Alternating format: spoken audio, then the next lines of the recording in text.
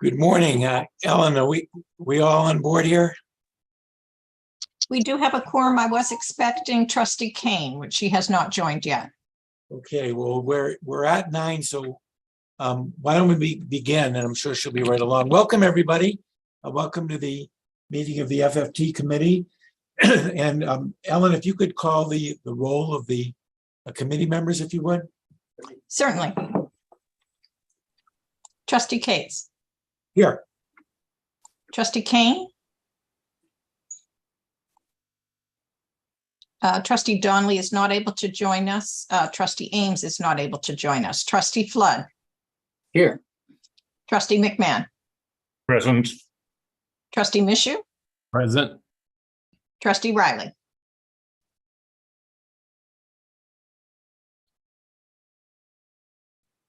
Don't see. Trustee Riley.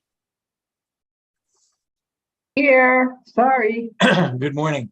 Good morning. All right, so And we have, do- I'm sorry.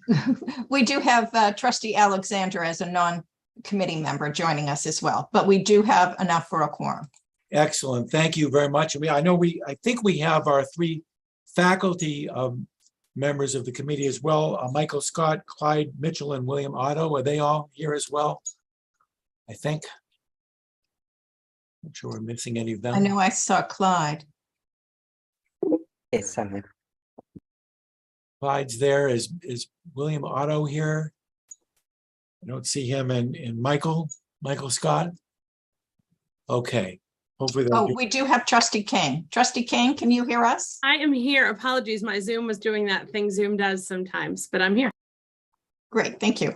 Well, good morning. Michael Scott is, I'm sorry, Michael Scott's just joining as well. Excellent. Michael, welcome. So thank you all for being here and being so timely. We're going to ask to go into executive session right off the bat here. I don't think for terribly long. So could I please have a motion for the Finance, Facilities, and Technology Committee of the Board of Trustees to go into executive session under the provision of 1 MRSA Section 405(6)(c) to discuss the condition, acquisition, or disposition of real property or economic development if premature disclosure of the information would prejudice the competitive or bargaining position of the UMS. Is there a motion? So moved. Moved by Second. trustee Flood and seconded by trustee Kane. Yep. Any discussion? Hearing none. Ellen, could you take the roll for the vote? Trustee Cates. Yes. Trustee Kane. Yes. Trustee Flood. Yes. Trustee McMahon. Yes. Trustee Mishu. Yes. Trustee Riley. Yes. The motion is carried. Excellent. She'll do her magic, and to the rest of the group will be back, I think, before very long. Thank you.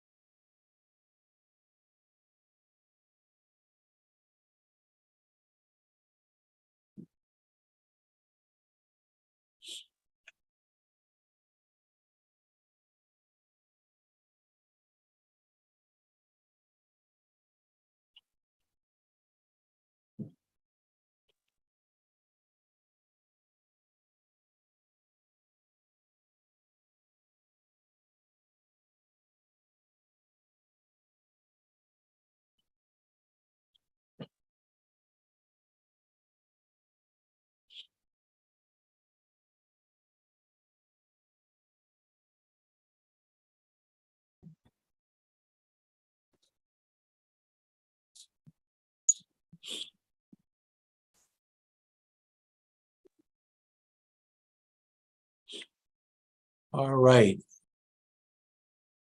We are back, and Ellen, we have all of our trustees back, I think. Yes, we're all set. Excellent. So we'll now move on to our regular agenda.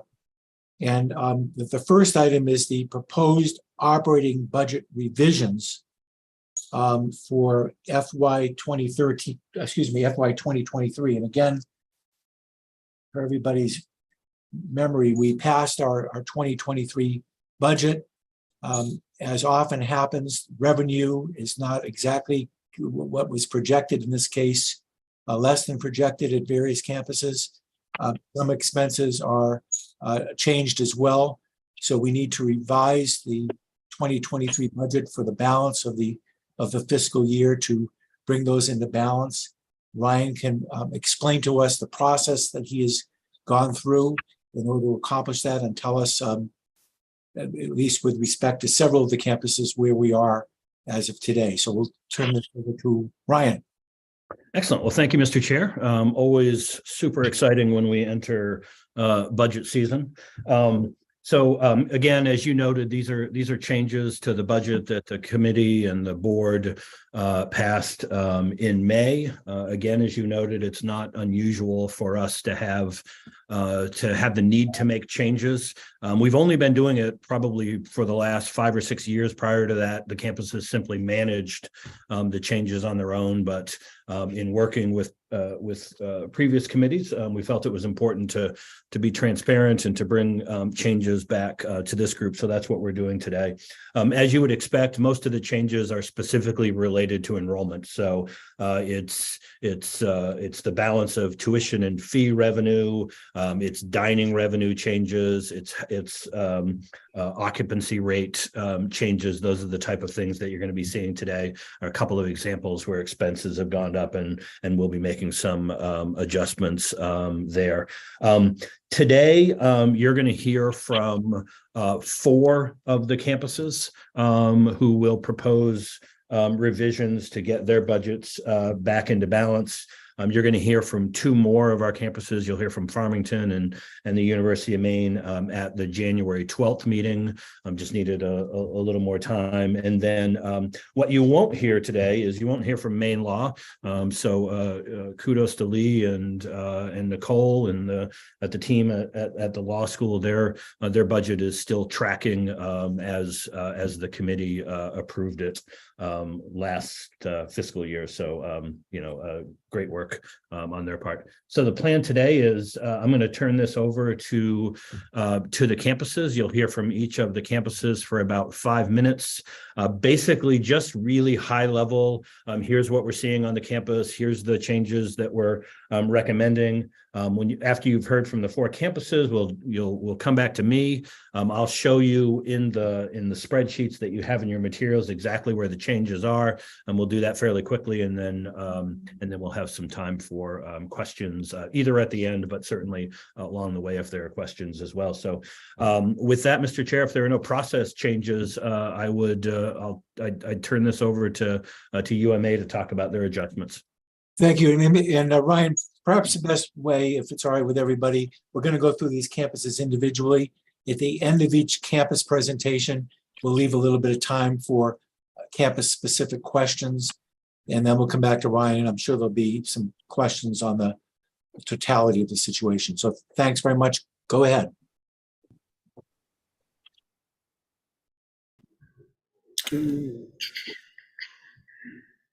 Okay, Joe, the Okay. floor is Yep. yours, Mr. Interim. Thank you. Just making sure I got everything here. Can you see my screen okay? Okay, so here we are with our budget. Our credit hours are down just north of 6%. That translates into about $1 million tuition shortfall revenue loss. We do have budget contingencies of over $200,000 and reserves of about $10 million. So we have the ability to absorb this if needed. I will just say that we have full housing, and so that puts us in a strong position. Let me also say is that although we had really strong retention numbers, about 3% higher this year than last year, the students, blame COVID or whatever, are taking fewer credit hours per semester, and that's where we saw the loss here.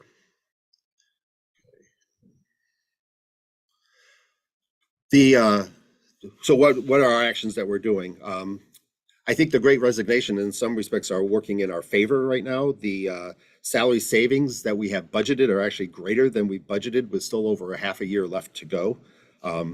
We're closing, historically, I think UMA has shown itself to be able to, we've proven to control of our expenses. And I think last year, as when we get to final close, I think UMA will actually have closed in the black. When we did have a gap about this size last fall as well. So we feel that this is still a controllable situation.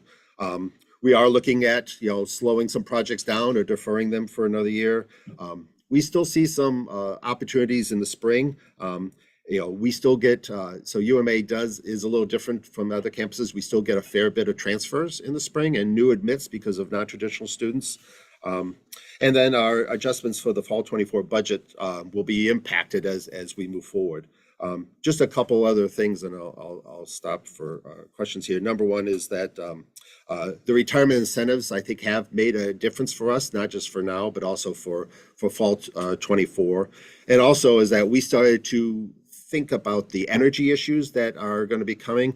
We still are running pretty well in control of our energy. We know that the natural gas and oil prices are heading up, but we still feel that we have some control over that. So, and with that, I'm happy to take any questions you may have. Questions from the committee about UMA's situation? I was just really surprised the plane didn't come up somehow, because it always comes up, and I always so you always work the plane in, and I was like waiting for the plane to make an appearance. That's all.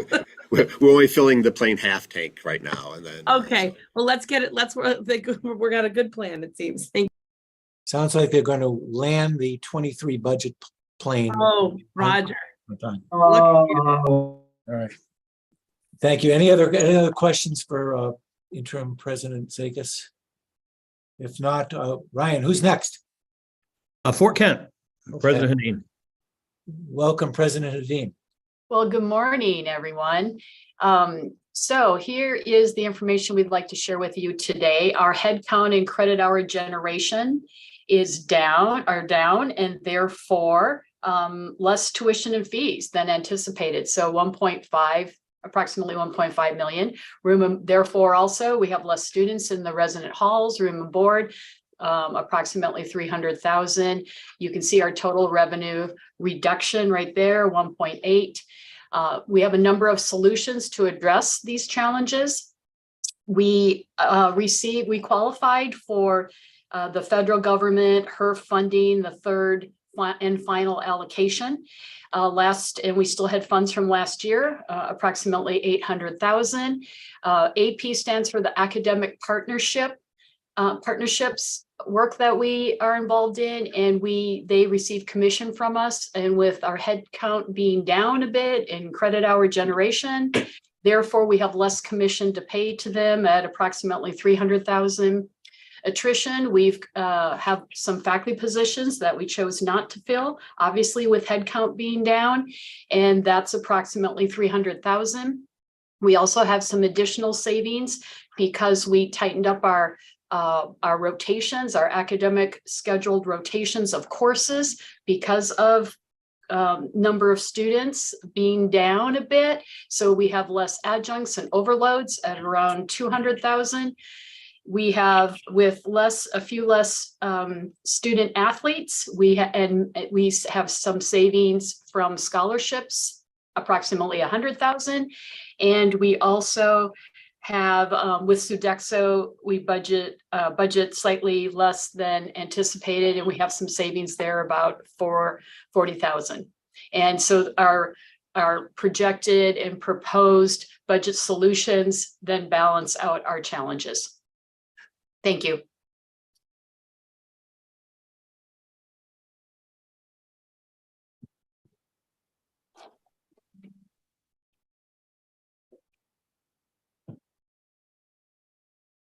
You're on mute. I'm sorry. Yeah, questions for the president. I can't see everybody, so if you have a question, just go ahead and ask it.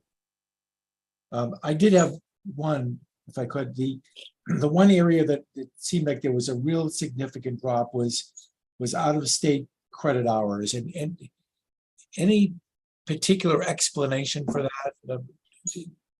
Yeah, so sometimes our I don't know, Pam, did our out-of-state, sometimes it's a combination of our international and out-of-state students, and I think we have less international students right now this particular year. Okay. Are there visa issues which are still in place? Yes, we still have difficulties with that. Sometimes students want to join us and they are a year out from getting the visa appointment, so they apply, but then can't secure the visa appointment for like another year. Other questions? Yes, Trustee Alexander, I do see your hand. Thank you. I appreciate the opportunity to participate in the meeting today. What generally is the percentage of this deficit to your overall budget? Pam?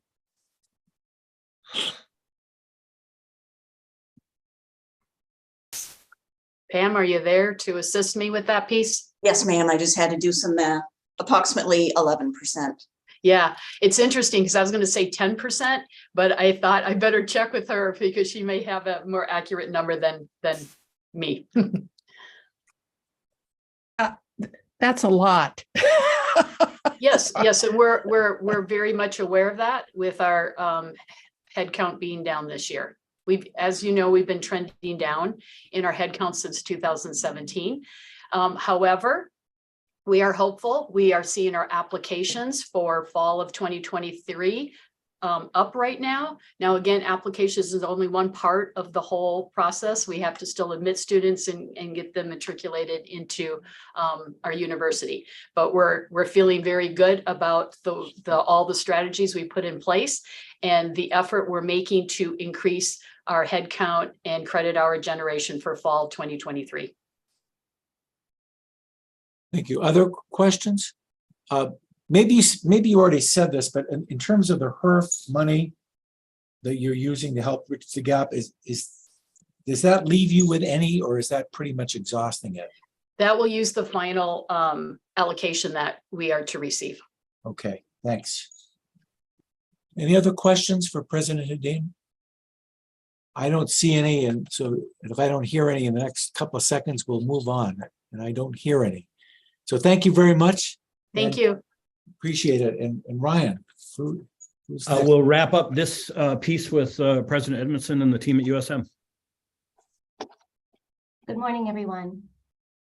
We'll have our slides Good up in morning. just a second and get started. Okay, so for our fiscal year 23 budget, we had a pretty conservative enrollment forecast reflecting originally a 2.5% decrease overall in credit hours. As of the October 15th census, Tableau reflects a reduction of 5%.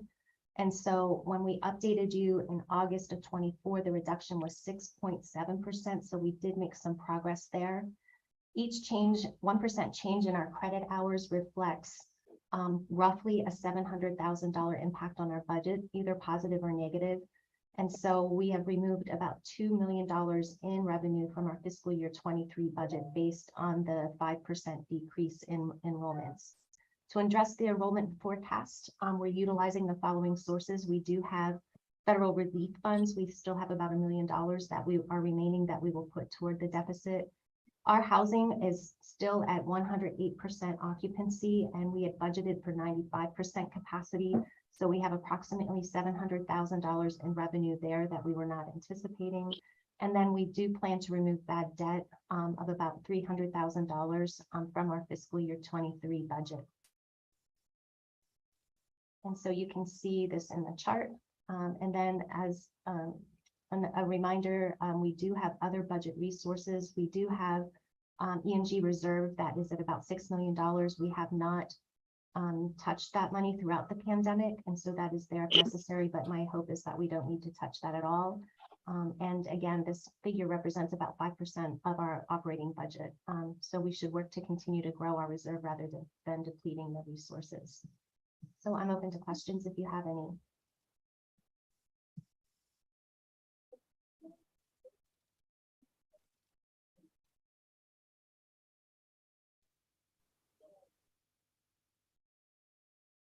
I think you're muted, Mr. Chair. Boy, it's been a long pandemic. You'd think I would have mastered this by now. I don't see any hands up.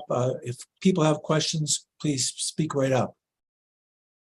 I've got one question, and maybe it's as much for Ryan as for President Edmondson. But one of the ways you're covering the gap is a reduction in bad debt expense. And could you just explain that? How do we wipe out bad debt expense? Alec, do you want to take that one? Yeah, happy to jump in. Very good question, Mr. Chair. Because USM forgave $2 million in bad debt last year, we accordingly looked and said we expect our bad debt expense to be less this year. So that's the number we've chosen to remove for the time being.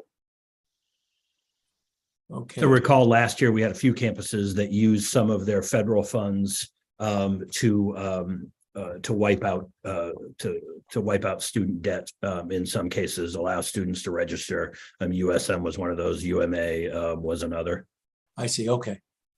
Thanks. So that's not just USM. Other questions for President Edmondson regarding the USM budget? Roger, could I just follow up with Alec? How confident, Alec, are you in that bad debt number? It's a good question, Trustee Riley. I think it's a moving target and we'll continue to monitor it. If we think we've pulled too much off, we can add back in. As the president mentioned, we're being pretty conservative because what we're seeing is that $1.75 million reduction in enrollment revenue. We've taken $2 million out of this budget. So we've written off, at this point, we're saying we'll take, I think it's $328,000 of that bad debt expense off. If for some reason that looks too aggressive, I think we'll come back and change that. Thank you. Other questions? Okay. So Ryan, you said that was it, but we. Yeah, I skipped over President Rice and our UMPI friends, which was my bad. Okay. He thought he was getting a pass, but I'm more than happy to be skipped over Okay. in this instance. Thank you, Ryan. I will preface this by noting I'll reference the philosopher John Rawls asking the group here to use the veil of ignorance, because this is just referring to our rather small gap to the budget that we proposed.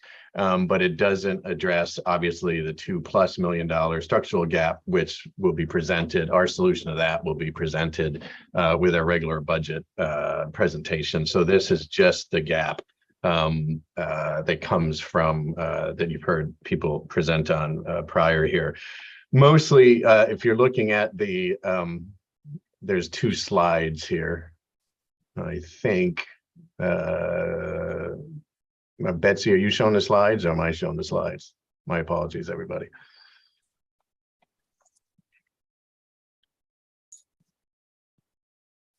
I can pop up the slides quickly here for the group. I thought you were, Ray.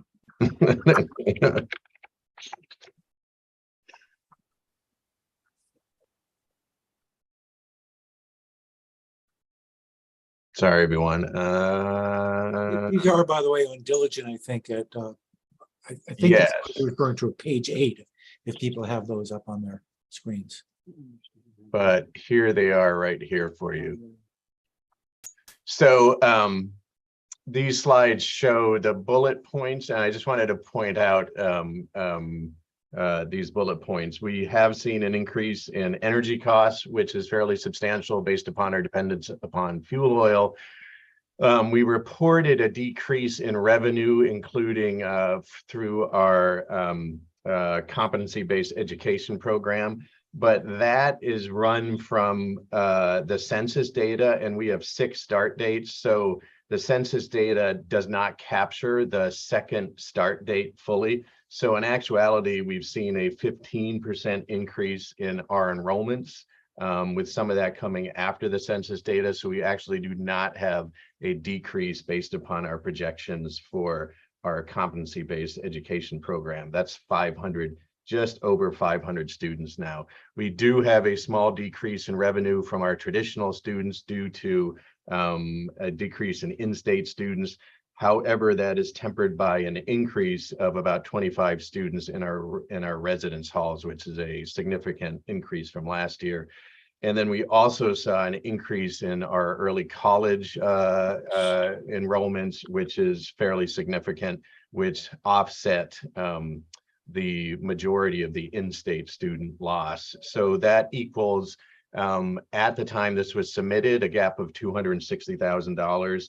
That has now been recouped significantly, and really the gap is coming from our increased energy costs. Any of that will be covered through the attrition and decrease in compensation from people released from their positions. We had an additional faculty retirement just announced, which more than that covers that gap as well. And so we're overall in the same position now in regards to the budget that we submitted, which included the stabilization costs that we originally submitted. My apologies for the confusion with the slides, everyone, too. And happy to take any questions.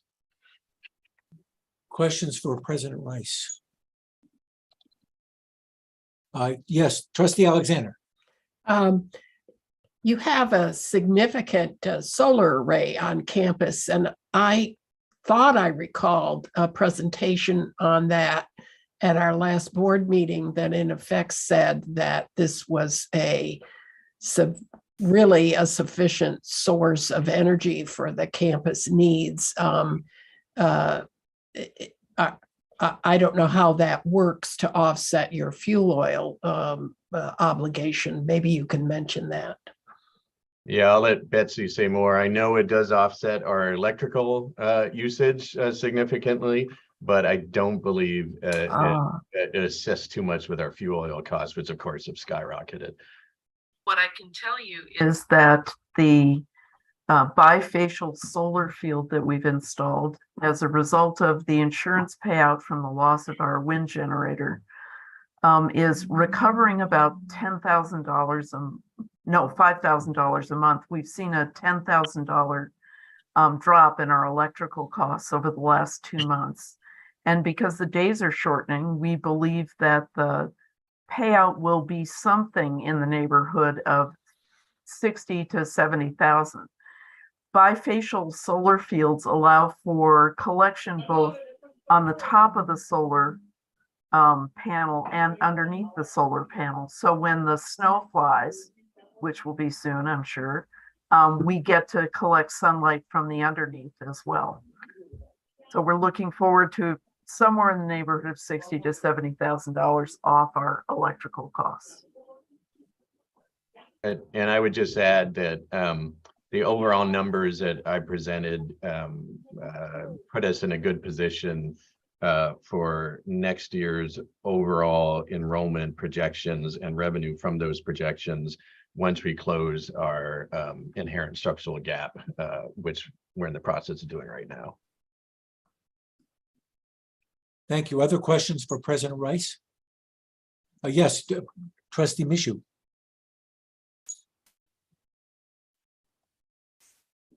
You're on. I can't believe someone would be on mute, but Trustee Mishu. Thank you very much, Mr. Chair. I don't have a question. I just want to tell President Rice my condolences to you and the faculty at UMPI. I know you lost the women's soccer coach, Mr. Marston, up there, and want to hopefully he's a fantastic individual, and want to wish you all the very best as you get through these very difficult times. So. Thank you, Trustee. We have a remembrance on campus at 6 p.m. Tomorrow evening. Thank you. Thank you. Other questions for the president? Okay, I'm seeing none. Thank you very much, President Rice. Why don't we go back to Ryan to talk about this again from a little higher level? Okay, so just want to draw. Well, first, thank you to the presidents and the CBOs for those presentations. Just want to draw your attention to two pieces just to kind of tie all of this together, and I'll screen share the second one. But on the first one, we just reference the page 3 in your materials includes in the public materials as well, includes a handful of tables, one on credit hour enrollment, early college enrollment, residence hall occupancy, and notes the change from the original budget to the revised one that you're seeing today. And then finally, and what I'll reference here is there's a table at the bottom that that shows the changes to the operating budgets. And so again, a reminder, we budget E&G, which is generally tuition and fee dollars, state appropriation, as well as budgeting on the auxiliary side, which tends to be room and board and self-sustaining operations like that. So you'll see in the tables attached at the bottom of that page that all 4 of the campuses are back into balance again, assuming that these recommendations are accepted. At UMA at the top of the chart and USM at the bottom, they'll require some reserve transfers in to get those back into balance. At Fort Kent and Presque Isle, you see just a little bit of a shift between the numbers in E&G and auxiliary, but both of those getting back into balance. And so that's the high level piece. What I wanted to wrap up this part of the presentation with the committee is really just to show you, show you specifically where. Move some faces around here on this screen, just to show you specifically where these changes are occurring in the budget materials. And so these are on page, I believe they start on page 13 of the printed materials, and you'll see each one of the campuses. So there should be 12 sheets in here. There's going to be UMA, E&G, UMA auxiliary, and then a combined E&G and auxiliary. And that's the way it will run for the 4 campuses. So I'll go through this fairly quickly. You just heard the presentations, but if you're looking to tie all of these out, and I know some of you like to do that, I did want to just kind of briefly walk you through this. And so, starting with UMA, this is the E&G document. So President Zekas talked about the roughly loss of $1 million in tuition revenue. You can see that right here, circled at the top of the page. That was really the only significant change. If you moved on to the auxiliary operations, again, you see that same $341,000 deficit that is on page 3 of your materials. So a modest deficit over on the auxiliary side. And then those, again, tie back out here and you get this $1,066,765 that President Zekas referenced that they would solve. We'll follow this through again for Fort Kent. So you heard President Hadeen talk about the $1.5 million tuition shortfall. It is offset a little bit on the tuition and waiver piece. And then you start to see that number kind of go down. And so here's the $621,000 in HERF funds that the president referenced. There are expense reductions on the personnel side. So you see salaries, attrition. This is what the president talked about. Here's the 667. There are $208,000 in reductions, in expense reductions. So here's a portion of the AP commission, for example. And so if you look at the deficit up top, you subtract the HERF funds, you subtract the personnel reductions, you subtract the other expense reductions, you end up on the E&G side about $97,000 better, if you will, than the original budget. But as the president referenced, we've got fewer students staying in the residence hall, which means fewer residence revenue, fewer dining revenue. You see that deficit here. It's offset partially by some HERF funds and then some modest expense reductions, still leaving about a $97,000 deficit. That's the same 97 that we saw on the previous page. And when you pull those in, we're back to a balance here on the Fort Kent side. We'll do the same thing for Presque Isle. So again, you see the $320,000 here in lost in tuition revenue. You see that offset by some personnel reductions, some other expense reductions, ends up being about $57,000 better, if you will, than the original budget. But again, we have over on the auxiliary side, in this case, residence hall occupancy and stuff is right on track. But as the president's referenced, fuel and electricity costs are off by about 57. So we're going to pull the 57 that we had from the first page. There's the 57, and then those two offset and gets you again back to a balanced budget at Presque Isle. And then finally, just to complete this, at USM, here's the $2 million tuition and fee revenue reduction, if you will, that President Edmondson mentioned. You see some modest expense reductions. It's about a $1.7 million budget challenge, if you will. Residence hall occupancy again is moved from the 95 up over 100%. That means about $700,000 in additional revenue coming in to help offset that tuition gap. That still leaves you with a gap of $974,995, which is that same number that you saw on page 3 on the summary chart, and that is closed again potentially through a reserve transfer. So that's where all the math is that ties all of those presentations together and gets you back to a balanced budget at those campuses. Again, no Maine law today. They are in good shape, and you will see presentations similar to this from Farmington and from UMaine at your January 12th meeting. And so with that, Mr. Chair, that gets us through these presentations, and happy to answer any questions. Thanks, Ryan. Questions? Comments?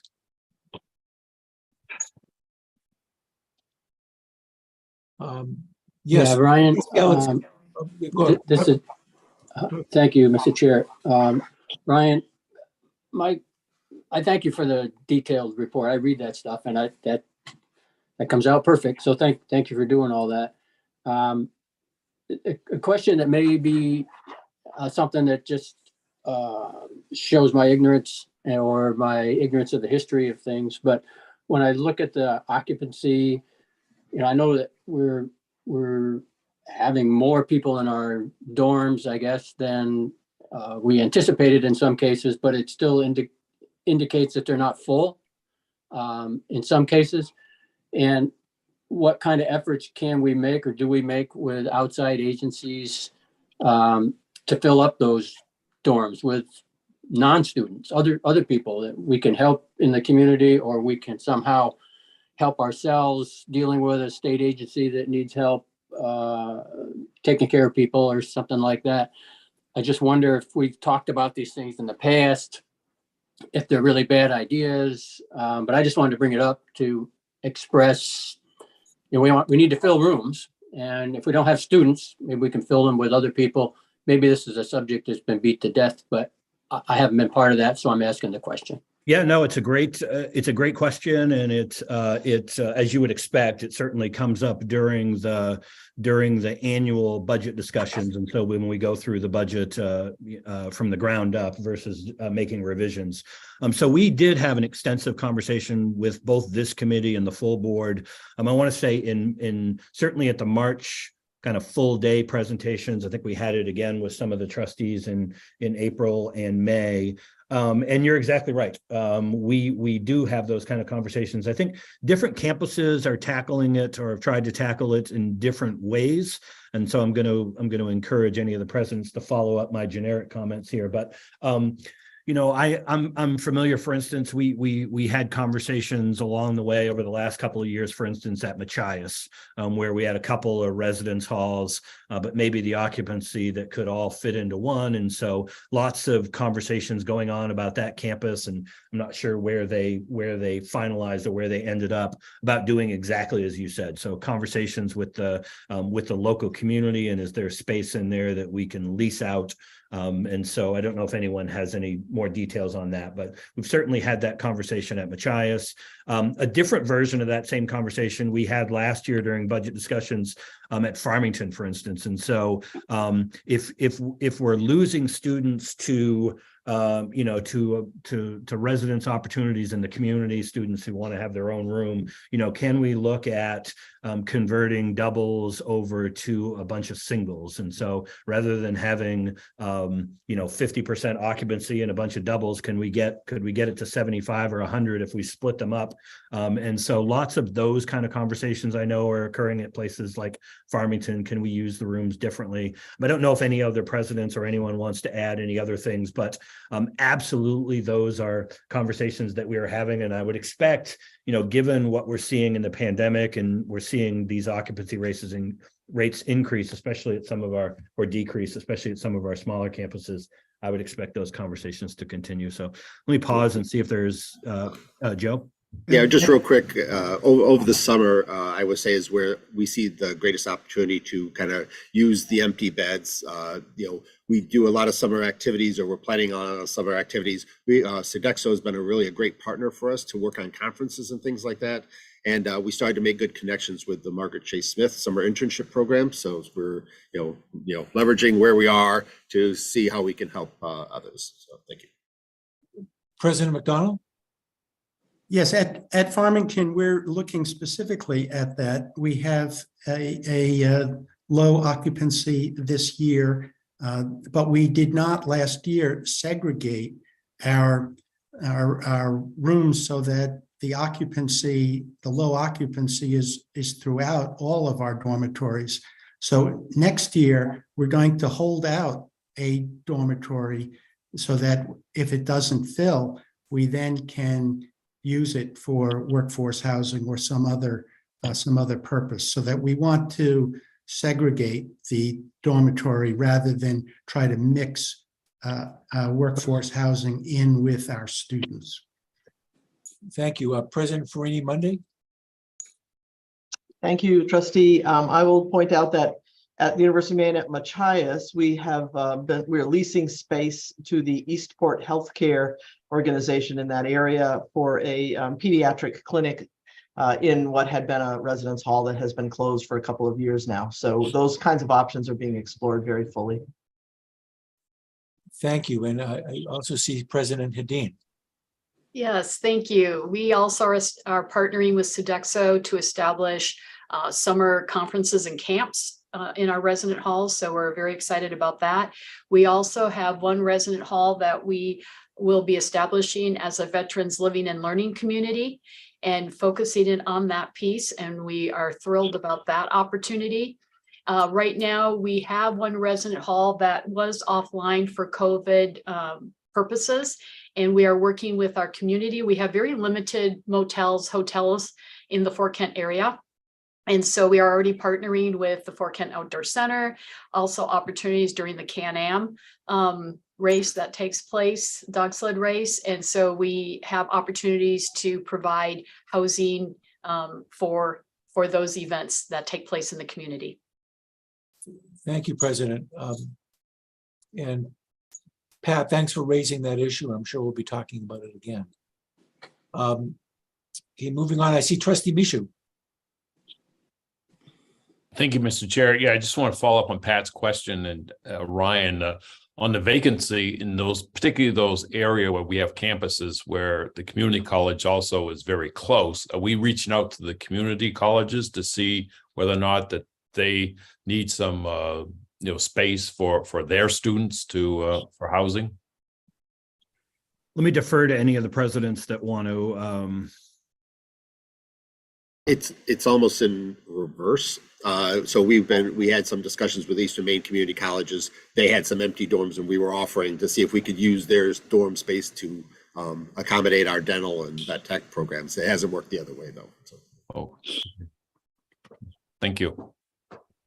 I would just note the community college here is addressing issues similar to what President Hedin stated and what we're facing. What we've done at this juncture is two of our dorms are basically full at this point, but the third dorm is going through renovations using the funds, and then we're cycling that next year, taking another dorm offline, bringing the dorm back online. So we're using this opportunity to do that as we rebuild the population in the dorms. I know the community college is also looking at initiatives along the lines of what President Hedin noted as well. Thank you, President. Trustee Alexander. Thanks. Probably an issue that needs to be addressed in the forthcoming budget. But what struck me is the use of one-time funding that particularly at some of the campuses is obviously not going to be available in the future. And so that suggests a structural type of defect or deficit that needs a bigger discussion than just filling up the temporary sort of thing that might occur with a larger fuel oil bill or something like that. So to be discussed, I'm sure, by this committee in the future, but I'm a little concerned about that aspect of some of these fixes that have come up here. Thank you, Trustee. I just want to remind everybody to please keep yourself on mute if you're not speaking. Thank you. All right, if there are no other questions for Ryan Lowe, and I don't see any, we can go on to a motion. And Ryan, I've got the text of the motion here, but I take it should be directed specifically to these 4 campuses and not specifically, right? Correct. Okay, so let me read the text of the proposed motion. That the Finance, Facilities, and Technology Committee approves the following resolution to be forwarded excuse me, to the Board of Trustees for approval at the November 13, 14, 2022 board meeting. That the Board of Trustees accepts the recommendation of the Finance, Facilities, and Technology Committee and approves the FY 2023 proposed operating budget revisions for the University of Maine at Augusta, University of Maine at Fort Kent, University of Maine at Presque Isle, and University of Southern Maine. Is there a motion? So moved. Second. Moved by trustee Mishu, and I've got a second by trustee Kane. Any discussion with respect to the motion? Seeing none, Ellen, could you take the roll? Trustee Cates, Yes. trustee Kane, Yes. trustee Flood, Yes. trustee McMahon, Yes. trustee Mishu, Yes. trustee Riley. Yes. The motion is carried. Thank you very much. So we will move on, and we are 1 minute late. The train is running almost completely on time. The next agenda item is proposed changes to Board of Trustees Policy 803, naming and renaming of physical facilities. Ellen? Thank you, trustee Cates. This agenda item is being presented as an action item. Your last FFT meeting, it was reviewed as an information item. It was also presented at the September board meeting. The change to the policy is to put it in alignment with another new policy that was developed and add the vice chancellor's approval into the approval process. There were no additional feedback that was received since the FFT meeting nor the September board meeting. Thank you, Ellen. Any further discussion or questions about this policy change that we have in fact visited before? We don't see any. So why don't we move on to the proposed resolution? I'll read the text. That the Finance, Facilities and Technology Committee approves the following resolution to be forwarded to the November 13, 14, 2022 board meeting for the Board of Trustee approval. That the Board of Trustees accepts the recommendation of the Finance, Facilities and Technology Committee and approves the proposed changes to Board of Trustees Policy 803, naming and renaming of physical facilities as presented. Is there a motion? So moved. Moved by Second. trustee Flood and seconded by trustee Kane. Any discussion on the motion? Seeing none, Ellen, could you read the roll? Trustee Cates, Yes. trustee Kane, Yes. trustee Flood, Yes. trustee McMahon, Yes.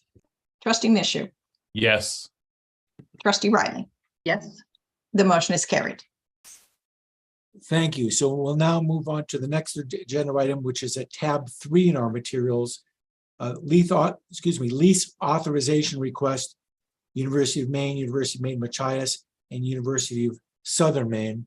And President Farini Mundy will introduce this to us. Good morning.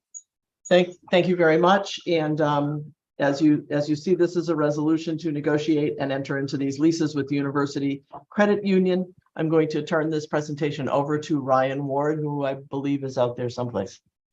Yes, I am. Thank you. Thank you, Ryan. Good morning, and thank you, President Farini Mundy and Chair Katz. My name is Ryan Ward.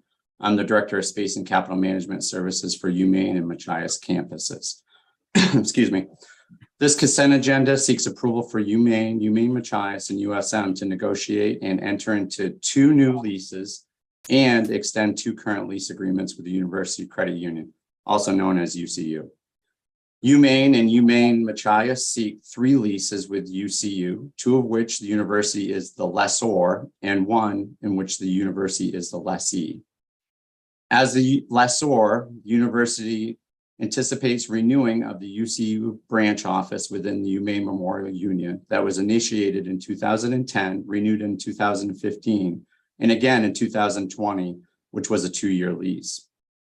As the lessor, the university anticipates a new lease with UCU on the Machias campus that includes a small branch office with a staff person and a video teller ATM. This will bring the university system's long-term partner to the Machias campus, providing financial services to the students of Machias and the greater community.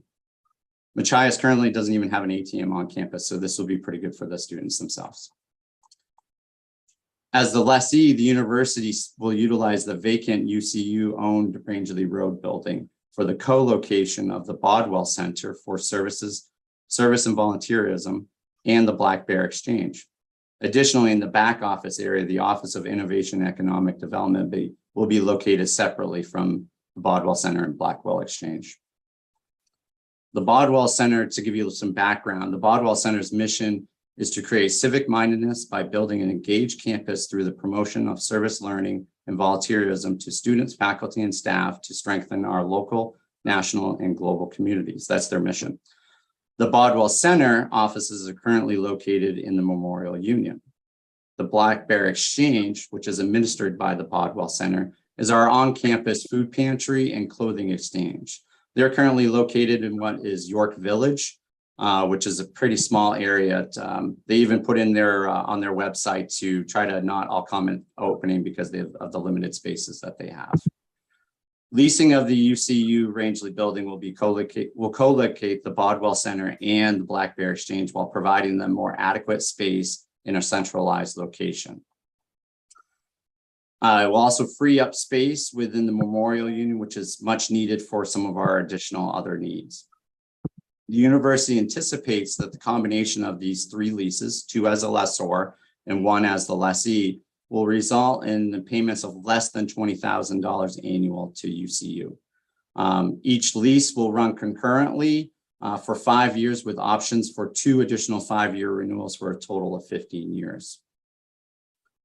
USM and UCU seeks to renew an existing lease agreement with possible modifications to the location of the video teller ATMs throughout their Gorham and Portland campuses.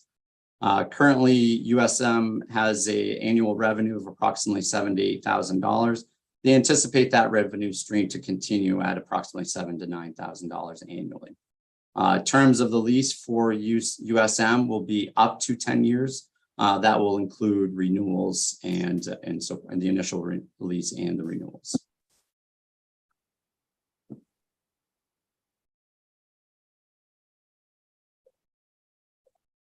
I think that's it. Thank you, Ryan. Thank you. Thank you very much. Questions particularly for Ryan about this? And I am looking around. Let me ask Ryan if I could, the one where we're the tenant, if you will, the Rangeley Road property. Yes. Could you just talk a little bit more about the need for that space? I mean, it's another expense that we're undertaking. It sounds like those activities are already going on at other places on campus. It sounded as though the need for this is there just isn't the space for these things where they are. Could you expand on that somewhat? Yeah, absolutely. So, yep, the Black Bear Exchange, which is the food pantry, is like I mentioned, is in York Village, which is an existing facility, used to be housing a long time ago, apartment style housing. It's not the best facility for them. They have very limited space for storing of their food and clothing. And then there's also limited space for their customers to come in, which is the community, including students, to be able to come in and get those things. By relocating them up to Rangeley Road, that will increase their space. Something that's also supported by UCU, by the way. They heavily support our food pantries. But by locating them up there, they'll gain additional space and have more front direct office or customer service locations. Also with the Bodwell Center being their offices located in the Memorial Union, they don't have direct initiate contact with the Black Bear. So co-locating them together, it just makes sense because they do oversee the Black Bear Exchange, the Black Bear Exchange. Additionally, it will free up office space that is for other front service type services, offices within the Memorial Union, and will directly result in us to potentially relocate the remaining people in the East Annex building. That is a building that we'd like to tear down in the near future. That's also been approved. It will help us do some renovations to relocate those people and move towards our initiative of reducing square footage, which of a much larger, older building that East Annex is. The Rangeley Road building is approximately 6,600 square feet. It will also free up space within some of our other buildings.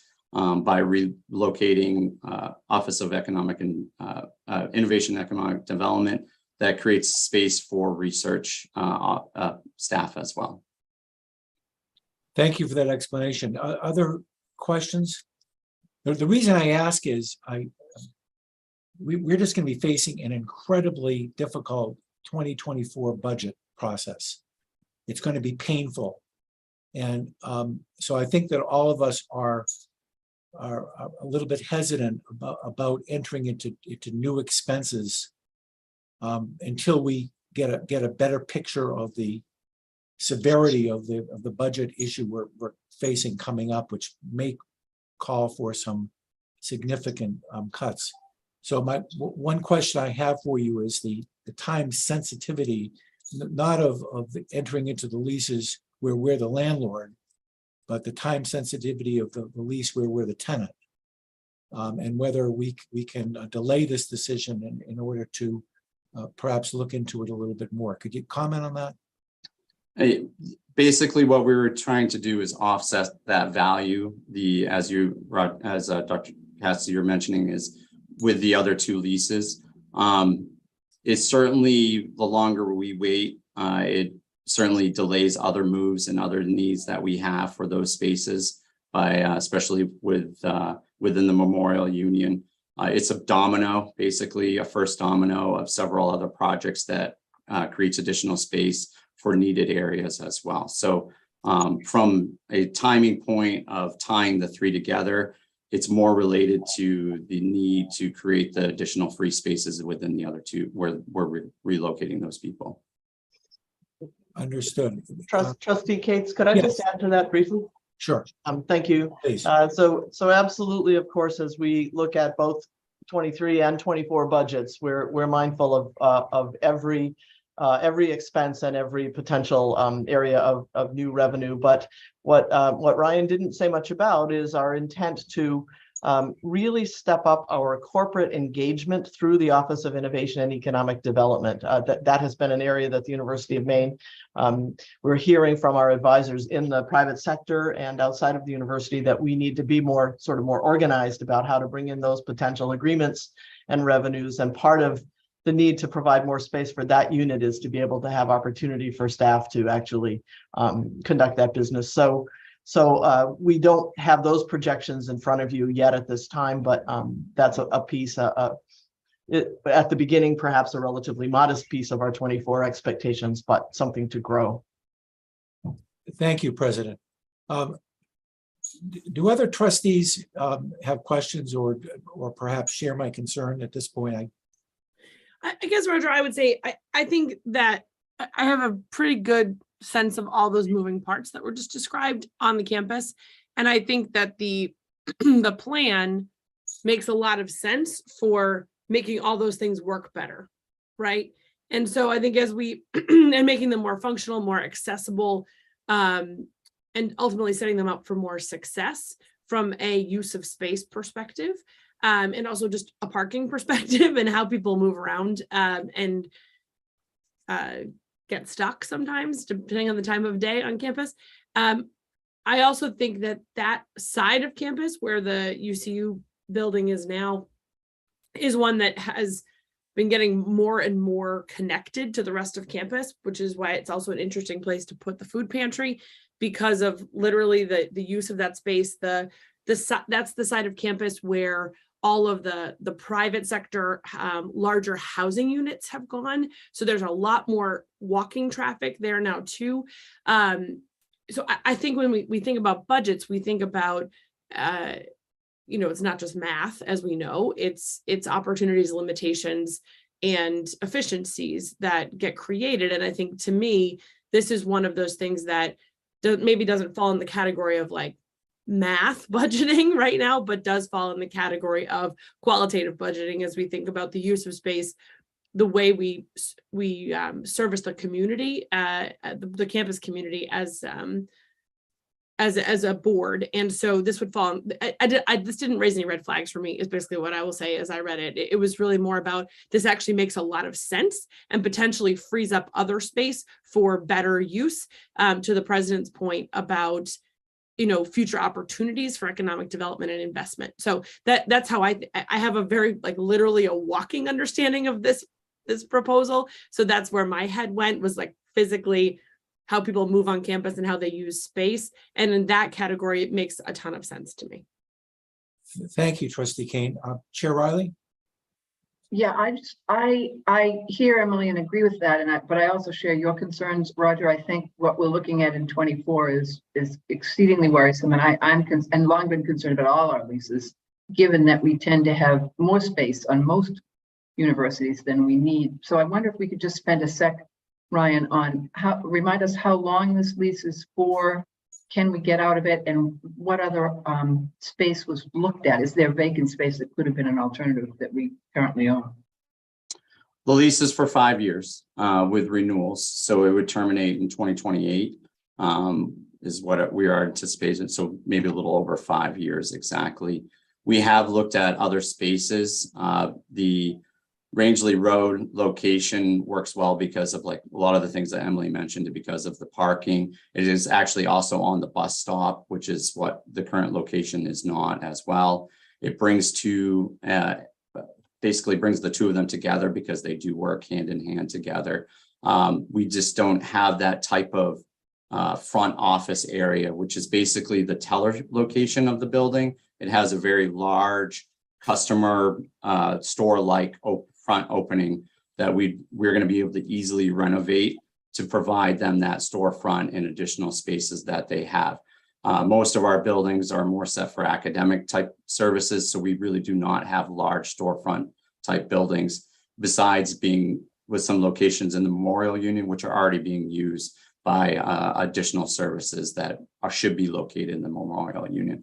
So because of the fact that we have a lot of community-based traffic as well as students, the Rangeley Road was really the best solution. And then also working with our long-term partners, the UCU, who supports our Black Bear Exchange as well as other programs on campus directly, made a lot of sense for us. And it was continuing and strengthening that partnership, especially with the Black Bear Exchange. Thank you. And I know it's a small expense in the greater budget issues, but appreciate that. Yeah, understand. Other comments, particularly by the trustees?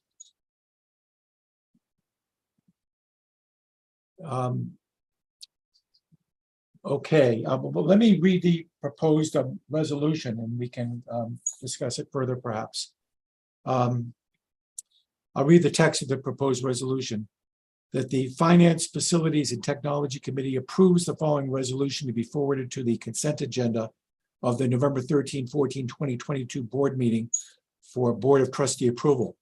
That the Board of Trustees accepts the recommendations of the Finance, Facilities, and Technology Committee and authorizes the University of Maine system acting through the University of Maine, Machias, and University of Southern Maine to negotiate and enter into leases as the lessor with UCU for branch office at the Memorial Union, Machias Powers Hall, and USM campuses, and to negotiate and enter into a lease as the lessee with UCU for the UCU building located at 139 Rangeley Road, with all final terms and conditions subject to review and approval by the University of Maine System Treasurer and General Counsel.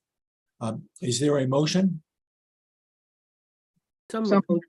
Moved by moved by Trustee Kane and seconded by Trustee. Please do not make me an attorney, Roger. I do not want to be an attorney. I apologize for the insult. Appreciate the upgrade. Is there a discussion?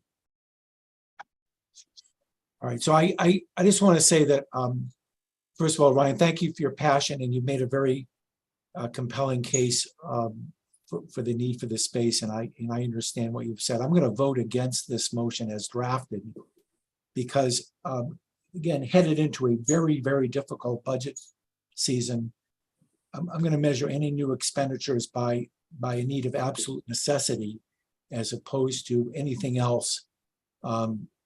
So that any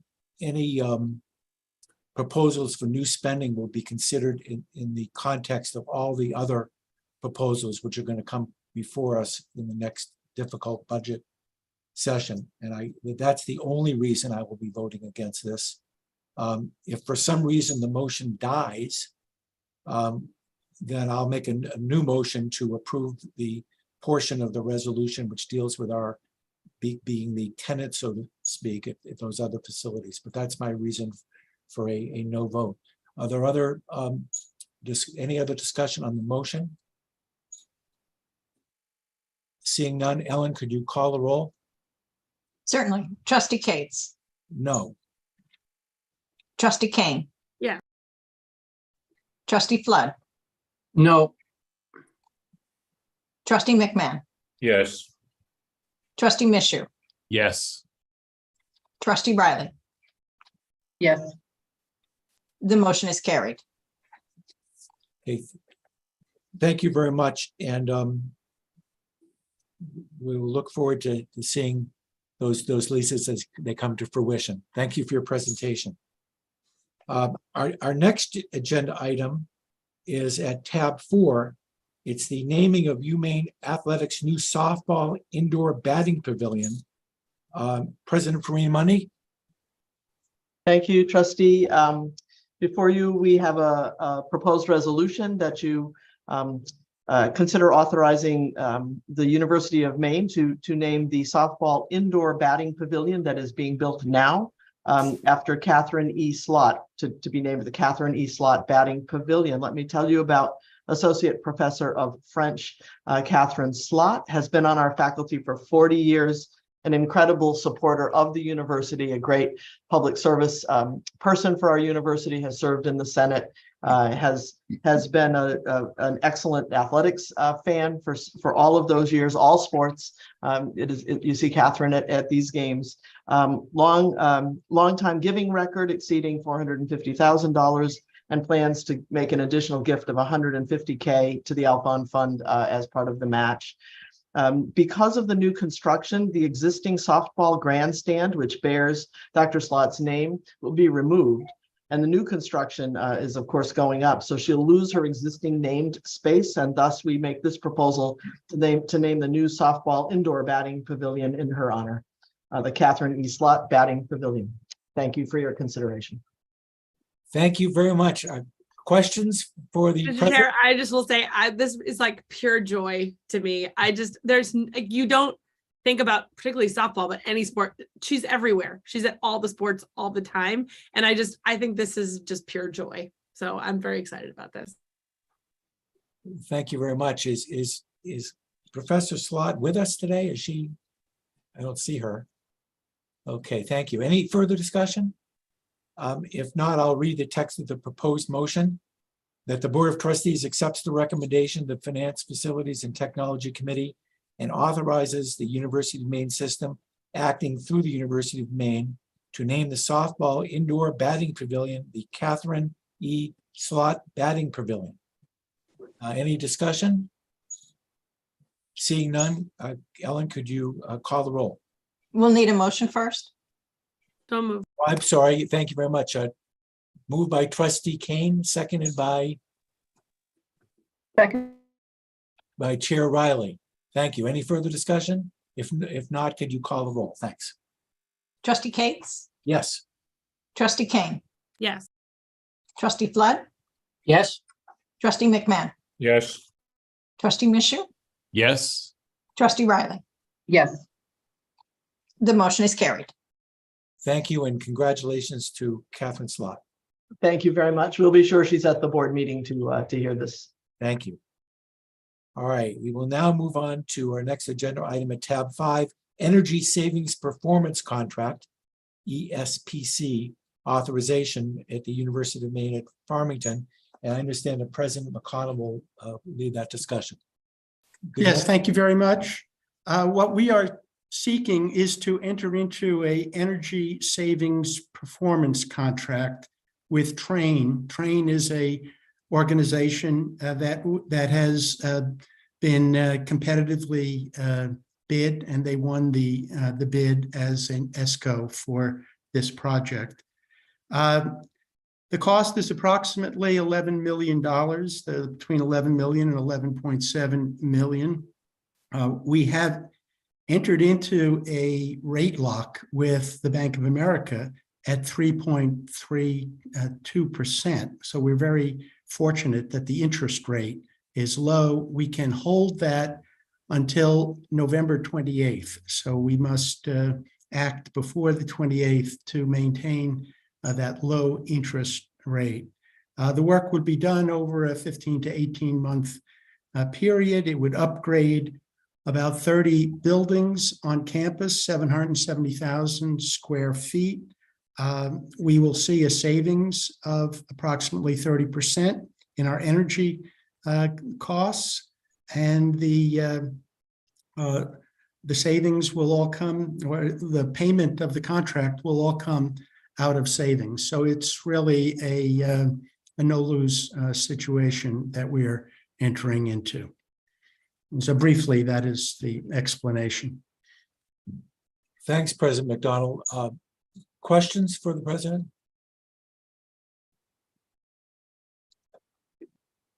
I'm sorry, let me just see if I can see everybody again.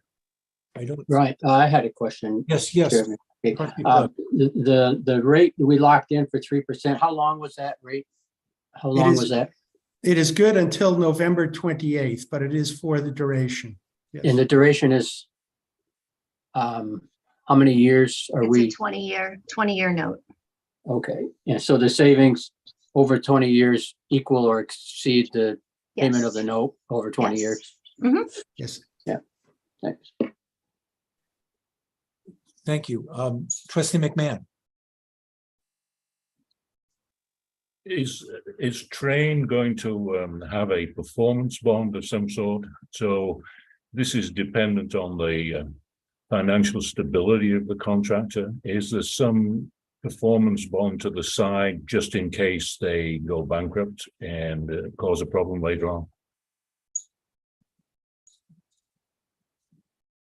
Laurie, do you know the answer to that? I know that The answer is yes. Tracy, guaranteed. Tracy Elliott, could you just confirm for me?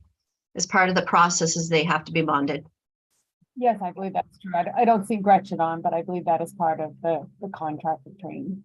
We could validate that though. It's part of the RFP requirements that they had to adhere to when they became the successful vendor based on the RFP that was done when USM did their ESCO project.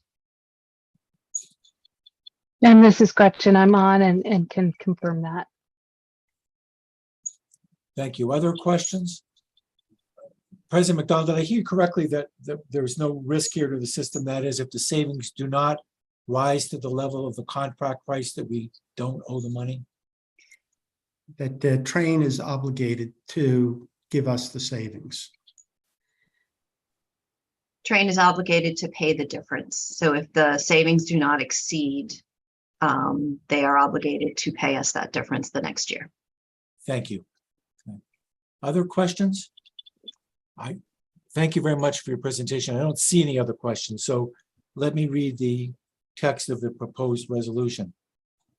This is an action item that the Finance, Facilities and Technology Committee approves the financing, ESPC and project authorization resolution to authorize the University of Maine system acting through the University of Maine at Farmington to fund an ESPC project implementing energy conservation measures related to 30+ campus buildings with a project total of up to $11.7 million using the BAPCC Master Equipment Lease Purchase Agreement Energy Addendum with a maximum principal amount of debt of $11 million to be forwarded to the Board of Trustees approval at the November 2022 board meeting. Is there a motion? So moved. Moved by Trustee Flood and seconded by Trustee Kane. Is there a discussion on the motion? Seeing none, Ellen, could you call the roll? Trustee Cates, Yes. Trustee Kane, Yes. Trustee Flood, Yes. Trustee McMahon, Yes. Trustee Michoud, Yes. Trustee Riley, Yes, the motion is carried. Thank you very much, and we are right on time for those keeping score. The next agenda item is at tab 6, Academy Building Exterior Restoration increase authorization at USM, and I think President Edmondson will present that. Good morning Yes, thank again. you. Yes, thank you so much, Chair Cates. The Gorham Academy building is a historic building on the University of Southern Maine campus. It was originally built in 1806. We began renovations on the building and we had good estimates about the cost of the overall project. But as you might imagine, with an historic building like this, there are sometimes unexpected things that happen when people start peeling back walls and looking at renovation. And so I will ask Alec Porteous to speak to the particulars of this project and why there's an increase in the cost for the renovation. Thank you very much, President Edmondson. So as the president said, when work was underway on this project, essentially the team found structural damage that requires repairs to exterior siding and the foundation. Essentially, we used the additional funds to repair what I would call pretty major damage from years of water infiltration coming behind the siding of the underlying wood structure. So essentially, you're peeling away that facade. There's a lot of water infiltration rather that's affected that wood. And what it's resulted in is rotted structural members that are in very bad shape, but unfortunately weren't found until construction of the project was underway. The estimate to address that piece of the project is about $500,000, originally authorized at $800,000. So we'd be adding that $500,000 for a total of $1.3 million. University would fund that by taking $500,000 from another project planned for FY23 and using it on that. The other project was on the Russell building, which was work to that building's envelope. We'll push that into FY24. That was budgeted at $500,000 for FY23. I would rather, if we could, stay right on track and do that this year, given the nature of our budget, the fact that we don't have an additional $500,000 to pull from anywhere else. We'll move that Russell project into FY24, try to hit that early next year, and we would propose to use the $500,000 on the Academy building this year again to address what I would call that hidden structural damage. Thank you, Alec. Questions for Alec or for the president? See any? Alec, any? It's a big increase, obviously, a 60. I think 60%, if I do the math right. This just one of those things that just nobody could have known what was underneath there until they got there. Is that what you're saying? I think so. That's the way it's been conveyed to me. I tried to ask all the questions accordingly of other, was there any way we could have known this in advance? Should we have anticipated? What I was told is that when they went into the project, as they started to peel away that facade, the structural damage became very clear. I think in this case, it's good that we don't have any construction inflation associated with it, but it's very frustrating that we're adding such a large amount of cost so soon after beginning the project. But I do think it is an important consideration for us as we go forward with these historic restorations, just to keep that in mind, because this will not be, I just mentioned the Russell building work that we'll try to move into early next year. That's another historic restoration project, and I think it's important for us to bear that in mind. Thank you. And this project is in process already. So is that right? It is, and that's how this part was discovered. Thank you. Other questions for Alec? Okay. Seeing none, let me read the text of a proposed resolution. That the Finance, Facilities, and Technology Committee approves the following resolution to be forwarded to the consent agenda for Board of Trustee approval at the November 13-14, 2022 board meeting. That the Board of Trustees accepts the recommendation of the Finance, Facilities, and Technology Committee and authorizes the University of Maine system, acting through the University of Southern Maine, to expend an additional $500,000 for a total of $1,300,000 ENG funds to renovate and restore the exterior of the Academy building on the Gorham campus. Is there a motion? In physics, motion is the phenomenon in which an object changes its position with respect to time. Excuse me. Siri is telling me what a motion is. I so moved. Second. Moved by trustee Kane and seconded by trustee Mishu. Any discussion on the motion? Seeing none, could you call the roll, please, Ellen? Trustee Cates, Yes. trustee King, Yes. trustee Hood, Yes. trustee McMahon, Yes. trustee Mishu, Yes. trustee Riley. Yes. The motion is carried. Thank you. And President Rice has confirmed that Siri's definition of the motion is in fact correct. So we appreciate that. Moving on then to tab 7, the skate shop lease at the USM Ice Arena. And again, Alec Porteous is going to present that. Welcome back. Thank you, Chair Cates. This is a small item. We lease a space in our ice arena to a skate sharpener for an in-kind payment of sharpening the skates of the University of Southern Maine's hockey teams.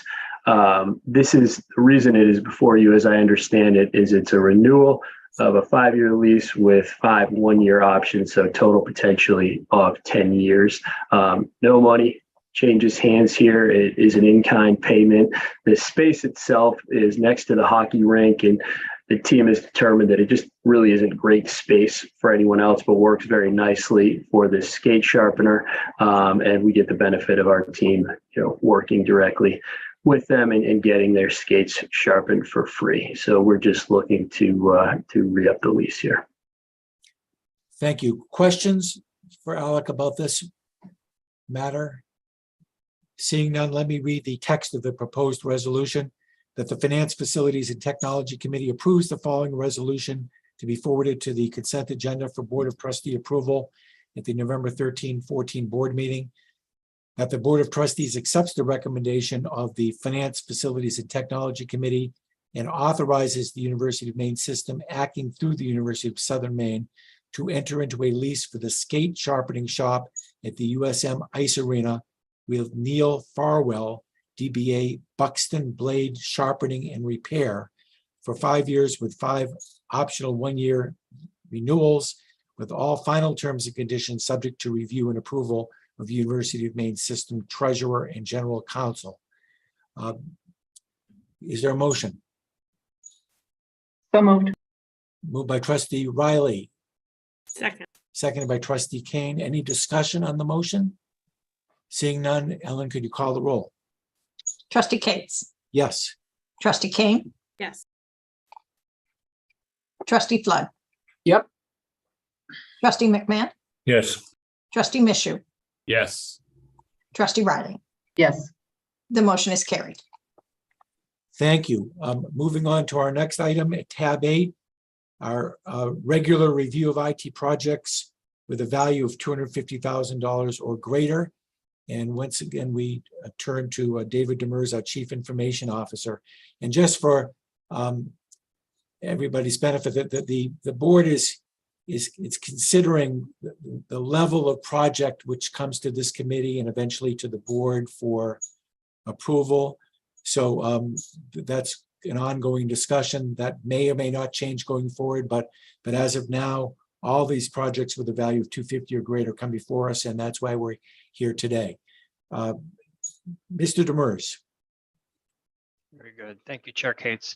And I will not take it personally that you're going to raise the limit on the projects and you probably hear less from me, but great to see everyone. And thank you to my colleagues for giving us the luxury of time. I'm going to do my best to make sure that we do end early today.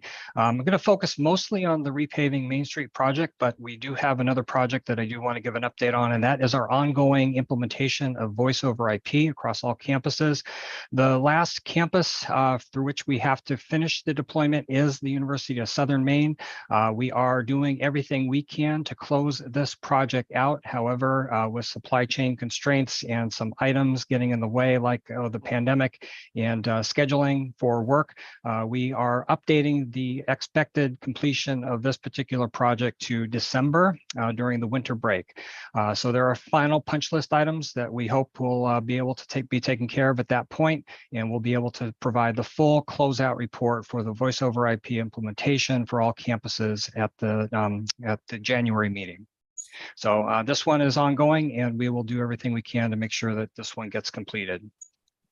So moving on to repaving Main Street, and recognizing that we do have some new members of this committee, I do expect that we'll provide a more full history of the repaving Main Street project at the full board meeting, particularly in light of NECHI's focus on this particular project and what we are doing to make sure that it is progressing as expected. But just real quickly, what we are trying to accomplish with the repaving Main Street initiative is to take a look at our core ERP platform. So that's our student information system, our HR system, and our finance and budget systems, and figure out how to optimize those, in particular to support some of the initiatives that we are hoping to move forward on under unified accreditation and achieve some operational efficiency across the board.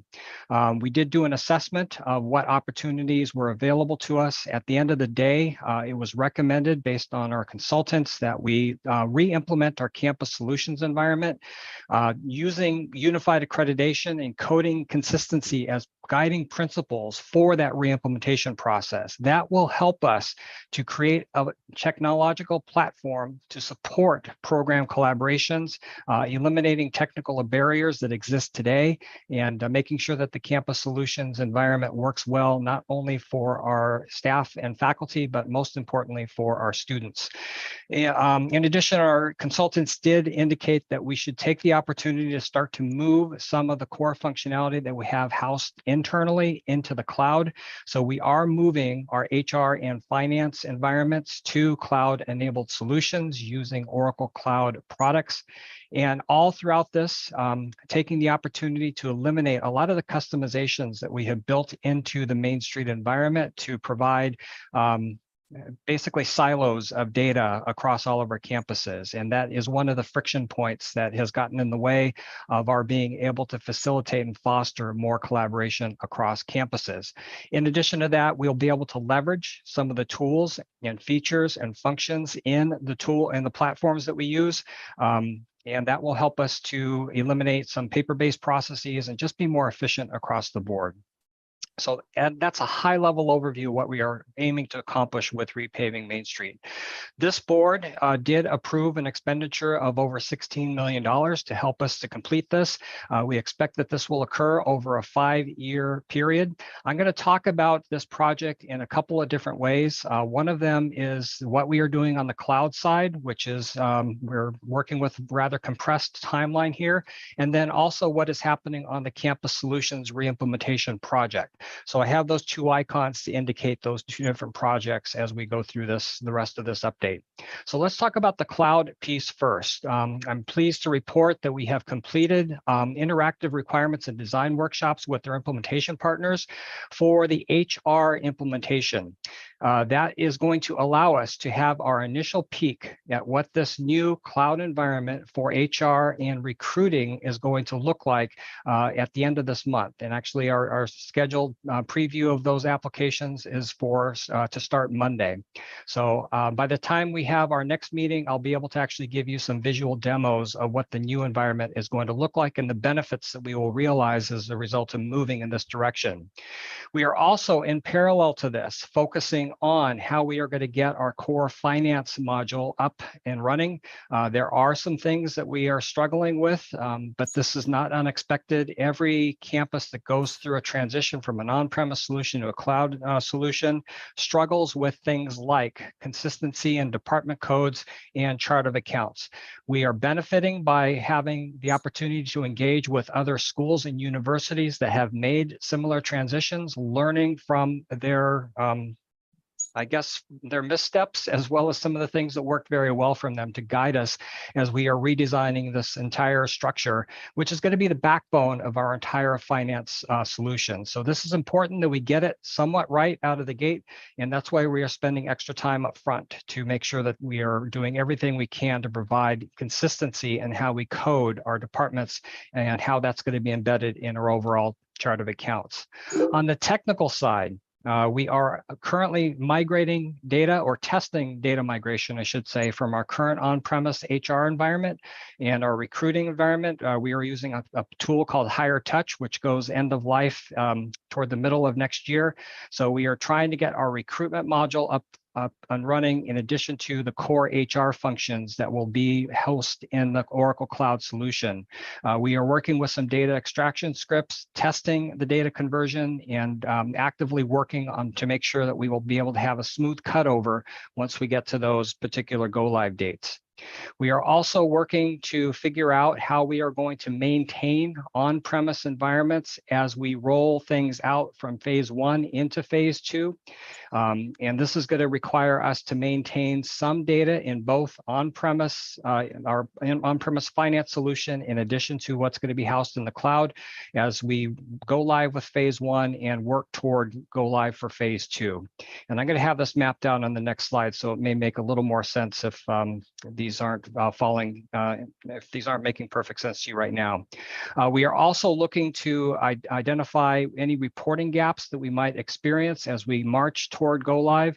Again, we have not seen what the new environment looks like. Our sneak peek will be starting on Monday, so that we can understand how the reporting tools in the HR environment work, so that we can then start to say, yes, we can actually use those built-in reports, or we will need to actually go back and have some custom tailored reports as a result. So in this slide, what I'm doing is I'm mapping out the phases for the cloud migration. And again, we are working under a very compressed timeline to get things up and running in 2024 for everything to be up in the cloud. Phase 1 is where we are working to get our recruitment platform, the transition from Higher Touch to the Oracle Cloud environment.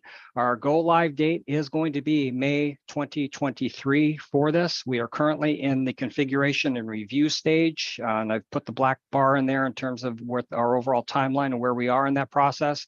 And I fully expect that we will hit that benchmark.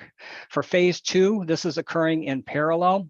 So this is getting the remaining HR components up and running. So that includes payroll, time and attendance, performance management, all the other things that are related to the HR side of the house. We hope to go live with that in January of 2024.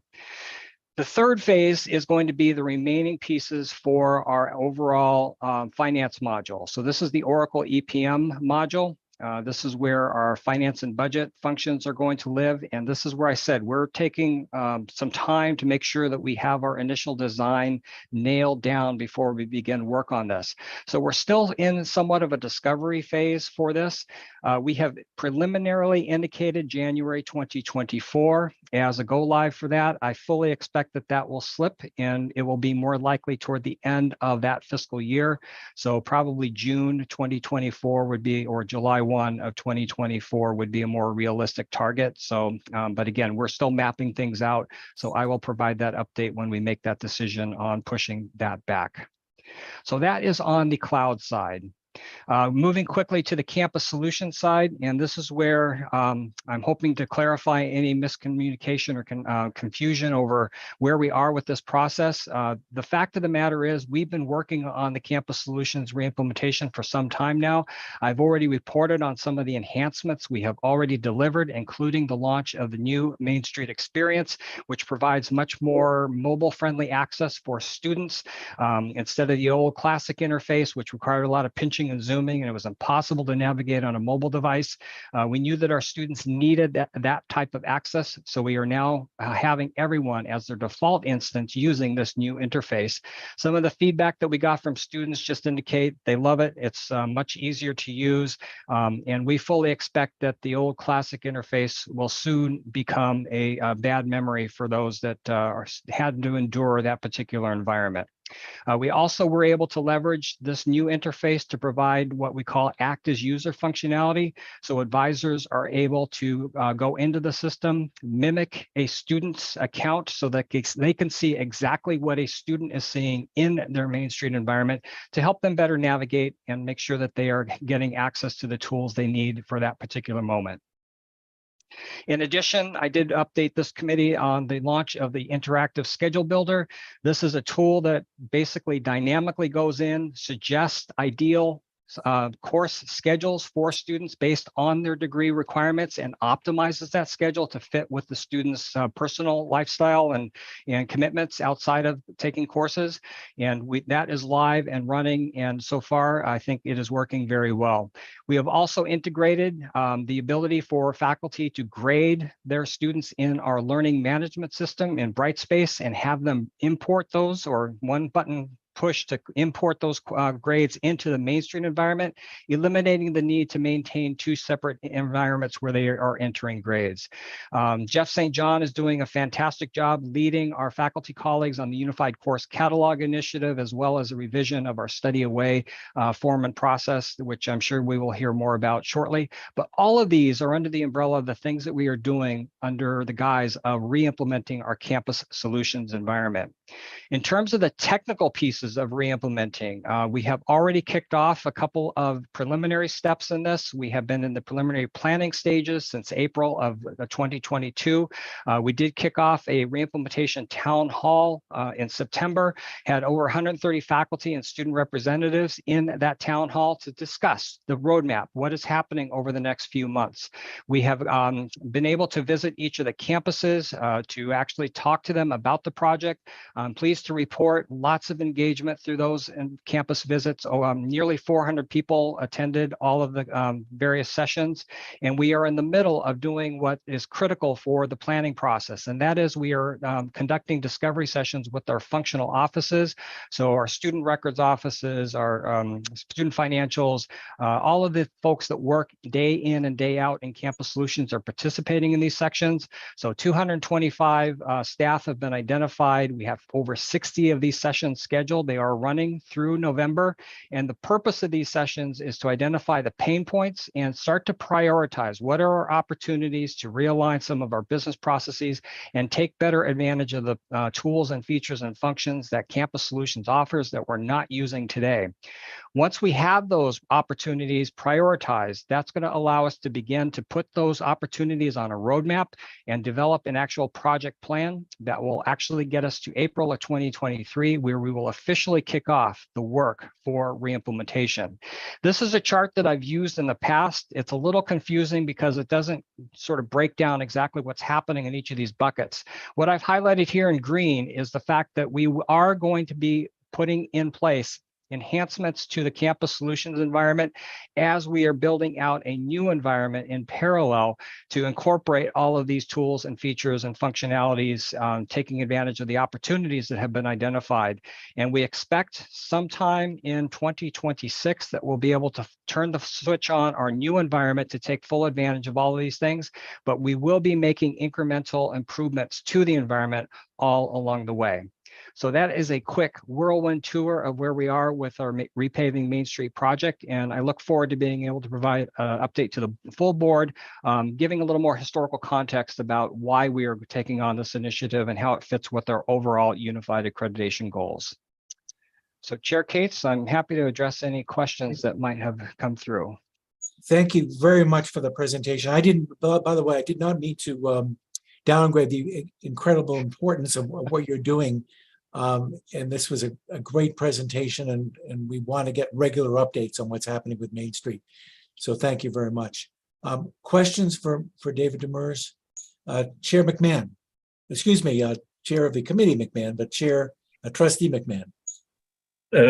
David, could you comment on how Schedule Builder is helping Farmington as they transition from 4 credit to 3 credit classes?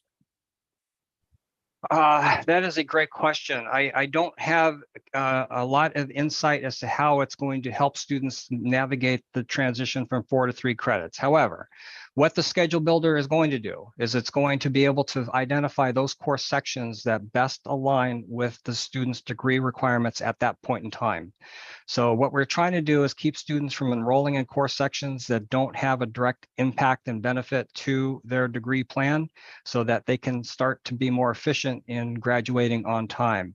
The system is smart enough to know which credits align where, but I don't know that we programmed it in a way to say, well, if you were on a 4 credit track, how can we optimize you now that you're going to be on a 3 credit track? So I'll have to get back to you on that one, unfortunately. Other questions for David? I don't see any. So thank you very much. We'll look forward to your presentation to the full board in November as well. Great. Keep up the Thank great you. work. Keep up the great work. Thanks. We'll now move on to tab 9, capital project status report and bond projects update.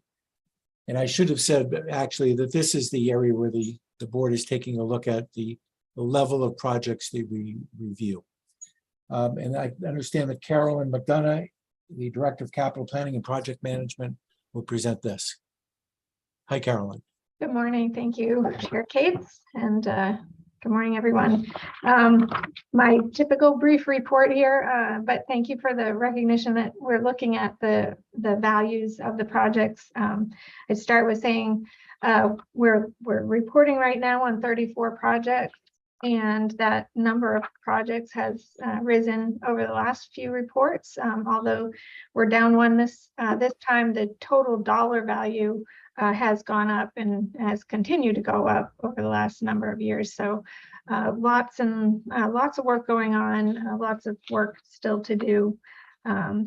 The COVID impacts, that section in the report started as COVID impacts. I probably need to edit the subject line there, but we're still experiencing, market-related impacts with long lead times and labor shortages.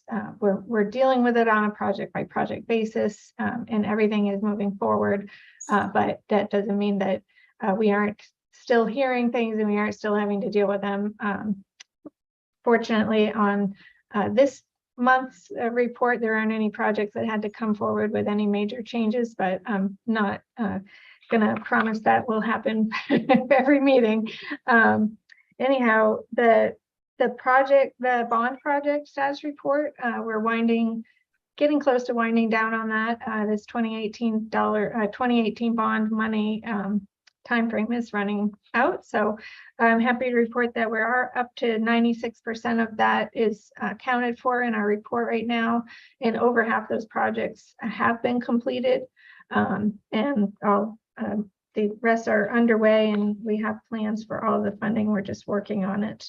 I point out a note in there, which you would have picked up perhaps on the spreadsheet, the list of projects. There are a couple projects there for Farmington that were listed where funding source has changed. So those 3 projects will be removed from the list, but that doesn't impact my reported values there on 96% of the funding being accounted for. And as I said, over half the projects are complete to date, so we're making progress there. On the other capital project pieces, I would just make a couple of highlights on the 300 4th Street renovation for UMaine Law School. The project is on schedule, and we've started punch list inspections this month.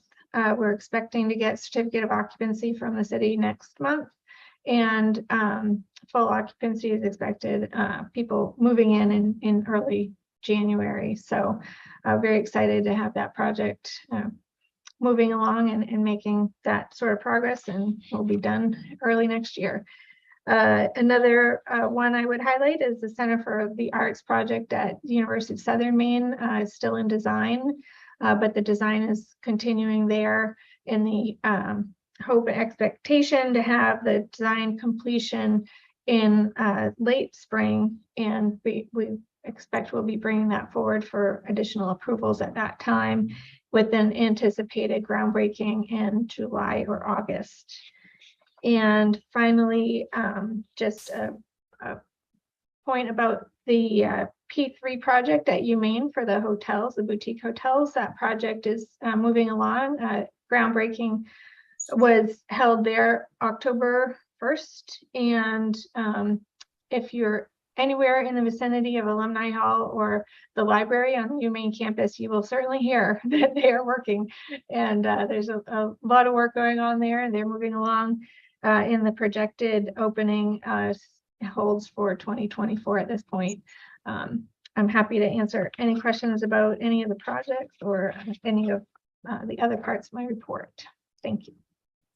Thanks, Carolyn. And there is a wealth of information that she's provided as well at tab 9 in our materials. Questions for Carolyn McDonough? I don't see any. I guess not. So thank you very much.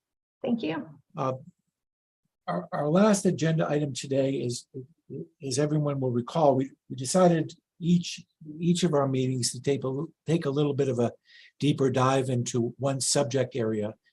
And today that is the appropriation allocation model. This is as much for the new trustees as anyone, but I know when I came on the board, I didn't quite understand how it is that money gets allocated in our budget for our money we receive from our state appropriation. There's quite a history to this. And Ryan Lowe is going to lead us through that history and talk about how it works today. And this is really an informational thing for the board today. We're not talking about taking any action. I know that there have been some thoughts about, well, maybe there should be some change to the model. I know that Trustee Alexander has forwarded some ideas of things they're doing in Montana. Today, we just want to really learn about how it is done, and we can certainly revisit that at a later time if we wish. So I'll turn things over to Ryan for the presentation. Excellent. Well, thank you, Mr. Chair. The only thing I like better than talking budget is kind of geeking out on the allocation model. So super excited to talk about that today. And would note, in addition to new trustees, we have several new presidents that have come along, new CBOs that have come along since we put this together and since we've talked about it. So always look forward to the opportunity to talk about it and note, I don't think I have it in my presentation, so I'll note it up front that we've built in timelines into this model for regular reviews. I just had a brief conversation with the CBOs last week about scheduling some time to look for places to make improvements. What we don't want to do is what we did with the last model, which was put it in place in 1968 and then put it on autopilot for 50 years. And that's not what we're looking to do here. So excited to talk a little bit about it today, and always excited to continue conversations on making it a better tool as we move forward. So as the chair mentioned, this is the tool we use to allocate what is now more than $200 million in state appropriation that comes to the system and flows out through the campuses. This is our E&G appropriation, so different from some of the other targeted appropriations like MEIF or debt service or the Casco Bay Estuary. These are the biggest chunk of dollars that flow into the system from state government. So let me pull up my presentation. It is included in your materials. And hopefully I'll be able to get through this fairly quickly, and then happy to take questions. So important to note that, the idea of making this change was actually part of a series of recommendations that came from a group of CBOs and system staff at the time. Some of who are on the call, Lori and Pam and Robert, Tracy, Miriam, were part of those conversations, along with lots of other folks who are not with us anymore. So we had, put together or created a new allocation model as one of these recommendations. But the interesting thing is I went back and looked through these over the last several days was the other recommendations, some that we acted on, some that we didn't, develop a tier-based tuition structure. We did do that, take a deeper dive into our fee structure and how it related tuition. We did do that, create a one-year capital plan, create the demolition fund that we did. Those were all part of those recommendations. A couple of interesting ones that we're actually just now beginning to work on. One was that we look for additional opportunities in student financials. And so Joanne, Betsy, and others have been leading some of the conversations that we've had on that. We also had a recommendation in there to develop a revenue sharing system for campuses for classes that were taught on multiple campuses, and we just had that detailed conversation at President's Council recently. So lots of recommendations, and this was a part of those recommendations. If you start from the left of this chart, this is really this pre-2013 bar chart way over on the left is really how the system operated from 1968 up until 2012. And really, we call it the historic allocation. We used to refer to it as a model. Really what it was in 1968 when we came together as a single system from a past of campus by campus, essentially the state appropriation dollars that the campuses had at that time, and they brought with them into the system is how that initial allocation was determined. So, imagine in 1967, UMaine was the system as a whole, was getting $100, UMaine was getting $50, USM was getting $25. We came together as a system, and largely there were exceptions along the way, but largely that remained unchanged. Again, regardless of changes in mission and enrollment, these percentages largely kind of drove all of the new appropriation that came into the system. If I work to my right on the chart, the trustees did dabble in outcomes-based funding when that was all the rage in 2010, 2011. But what we found was, given the direction that the system was moving in, what we found was a couple things.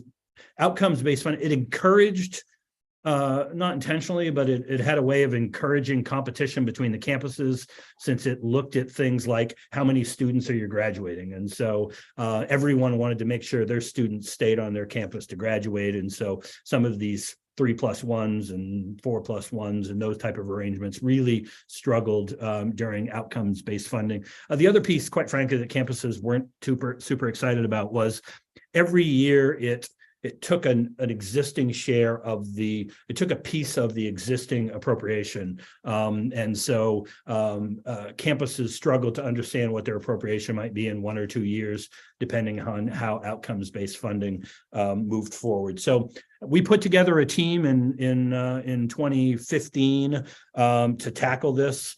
We developed a series of recommendations. We took those recommendations on the road to the campuses, had lots of conversations, and then ultimately what emerged was a model that I'll show you over the next few slides that was unanimously adopted by the CBOs, by the presidents, and by the trustees. So at the core of this model is data that we pull from campuses, peer institutions. And so if that was kind of going to be how we were going to base this model, the thing that we needed most was we needed a tool to develop accurate peers.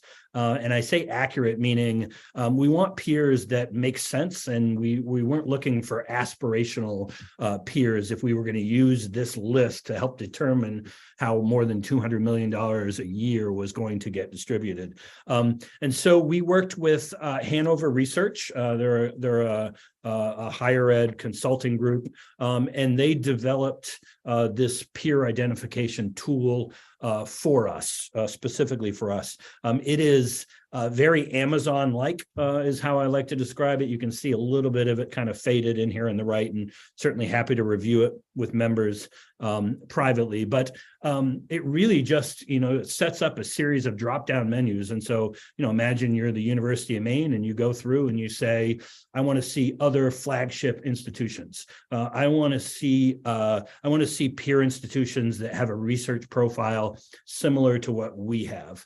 I want to see flagship institutions that also are Sea Grant or maybe have enrollments at 15,000 students or below.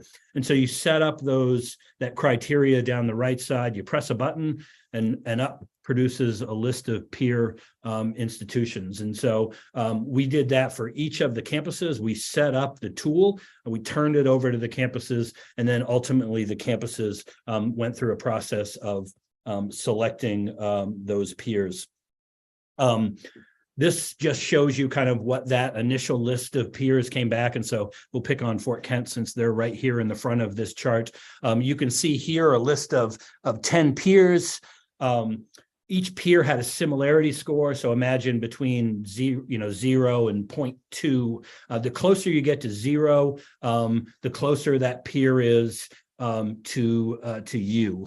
And so you can just see, if you just peek up in the top left, you can see one of the peers of the University of Maine.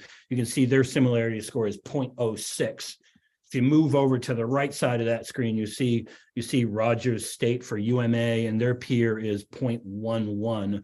So that would just tell you that, and no surprise, that it's easier to find a peer that looks, I'll say exactly or pretty close to what the University of Maine does, a flagship. A little more challenging to find a peer that looks exactly like UMA, that is maybe more non-traditional. At the time we did this, didn't have residence halls, and so there's a similarity score with each of these peers, and everyone again went through that same process.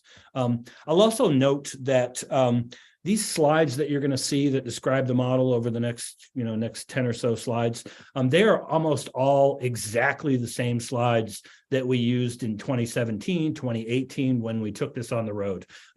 One of the most important things to our group was that we put together a model that everyone understood. So what we didn't want was, this spectacular model that was so complex that nobody could understand how it worked. And instead, we kind of went in the other direction, which was maybe we make it a little bit simpler, but we also make it in a way that folks know exactly why dollars are flowing in a certain direction and in a certain way. So we developed 8 to 12 peers for each one of our campuses. I mentioned the similarity score. I will note it wasn't a straight up 1 to 10 list. So when you go into Hanover and you press this button, it'll give you your peers ranked from 1 to 15 or 1 to 20 on whatever criteria you select. We did allow the campuses a little bit of flexibility in moving some of those peers around. So you might imagine a scenario where it didn't work out like this, but just to use it as an example where, the University of Maine is looking for 12 peers and number 13 is UNH. But number 6 is the University of Hawaii, which just because of the way things were set up, maybe Hawaii ended up in that list, but, the campus comes to us and says, boy, under everything that we do, there's no scenario where Hawaii is a peer, but certainly UNH is. And so we allowed a little bit of flexibility there. We didn't allow a campus to pull peer number 75 and move them up, but we did give them a little bit of flexibility where it made sense. So now let me get a little bit into the weeds of the model. And again, the idea here is just to give you the high level run through of how the model works. Certainly excited to have any kind of offline conversations if anyone really wants to go deep into the weeds. But the concept was we're going to look at the peer costs. So we developed that list of peers. Now let's look, what are our peers spending in instruction on their campuses? What are they spending in research and public service and academic support and these other areas? And the concept, really just to simplify it, was if we want to be competitive with our peers, we should be spending as much in these categories as our peers do as well. And so these are the areas that we looked at. They were all based on IPEDS data. I'll note originally there were 9 categories, but facilities, operations, maintenance, and depreciation. Eventually, IPEDS made a change and they moved those costs into the areas here. So again, instead of instead of maintenance and depreciation being in its own category, depreciation that was associated with research is now in that category. Depreciation associated with instruction is now in that category. So IPEDS refined the data a little bit. And we ultimately ended up with these kind of 7 categories or 7 cost centers, as we refer to them. I'm going to walk you through 2 of them just so you understand how the model works. But again, always happy to go into additional detail in other areas. So again, what we did was working, especially with Robert Placido, who was invaluable as we put this model together. We pulled IPEDS data for the peers in each of these categories. As it's noted at the top, we adjust that data for inflation. Again, because IPEDS data lags, and you're using 3 years worth of data, the cost structure that you might be looking at in some cases might have been 5 years ago, which is forever in higher education. And so we wanted to be able to adjust those numbers for inflation. And then we created peer averages in each one of these cost centers. So again, a number that we might suggest that a campus should be spending in a particular area. Eventually, what's going to happen is we're going to stack all of these on top of each other, and you're going to get a total, kind of the optimum budget, if you will, across these categories, and we'll use that to back into an appropriations number.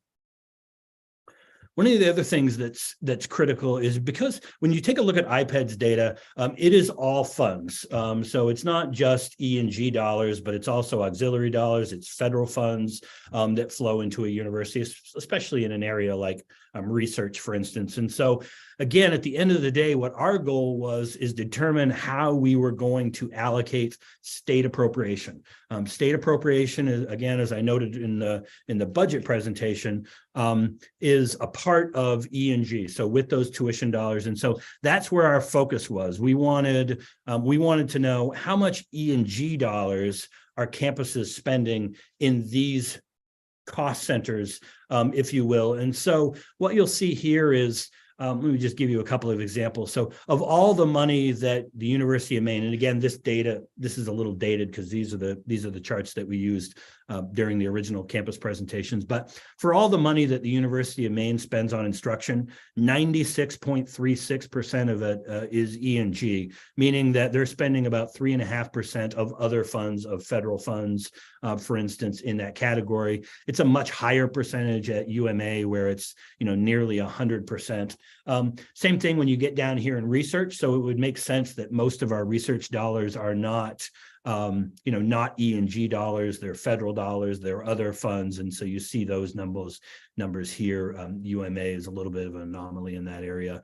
You can see the same numbers across all of the other categories. And those will come into play in a minute when I start showing you how we calculate costs in each one of these cost centers.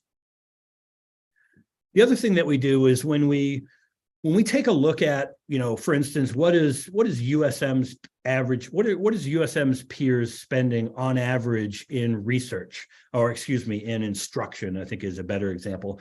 One of the things we'll do is we'll then convert that over to a relevant USM number. And so if we know on average that their peers are spending $1,000 per FTE on instruction, we'll eventually multiply that by the number of FTE, for instance, at USM. But it's not always FTE that drives the day. So FTE is certainly the right measurement when we're looking at instruction or we're looking at financial aid. But think about something like student services or academic support. The more relevant measure there is probably headcount. Half a student doesn't walk in and ask for academic support. There's not a significant difference between a student who is a half FTE versus a full-time FTE. So when we start looking at calculating costs for things like academic support or student services or even admin, we look at the full student headcount. When we look at something like research and public service, it makes sense that our focus would be on tenured or tenure track faculty. So that would be the number we'll multiply by. And again, you'll see a calculation of these in just the next couple of slides. So let's just dive right in and we'll give you some real world examples. So again, time-wise, okay. So this is I pulled USM's original list of peers, and we're looking at instruction costs. And so again, you can see from the data that we pulled, this is exactly how much USM's peers spent on instruction in each of these in the 13, 14, and 15 fiscal years.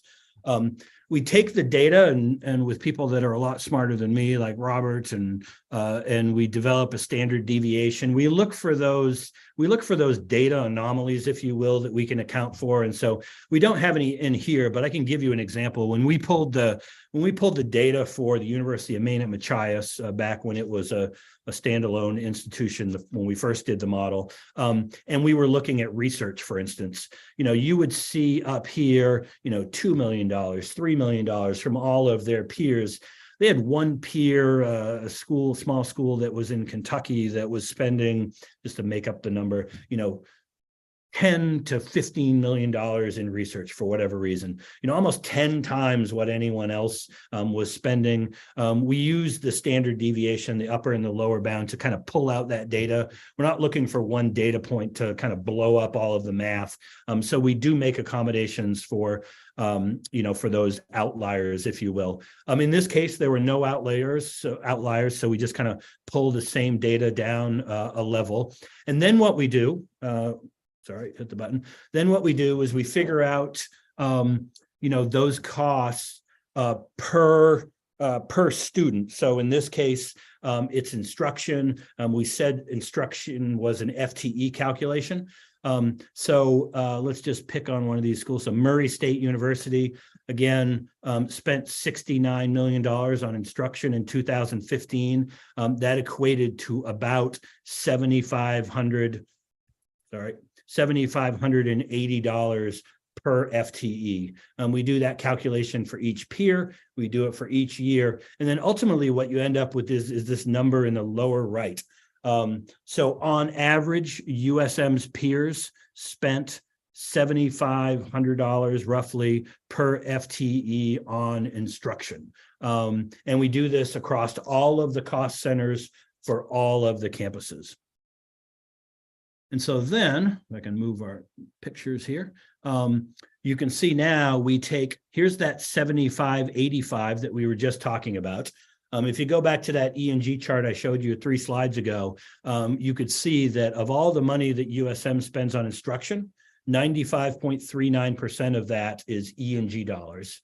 So again, since at the end of the day, the focus of this model is E&G, we take the 75-85, we multiply it by about 95%. Sorry, get a little trigger happy here with my mouse. That gets us to an adjusted figure, if you will, of 72.35. So again, on average, USM's peers are spending about $7,200 in E&G dollars per FTE in instruction. We know that over this same 3-year window, USM's average student FTE was 6,500 students.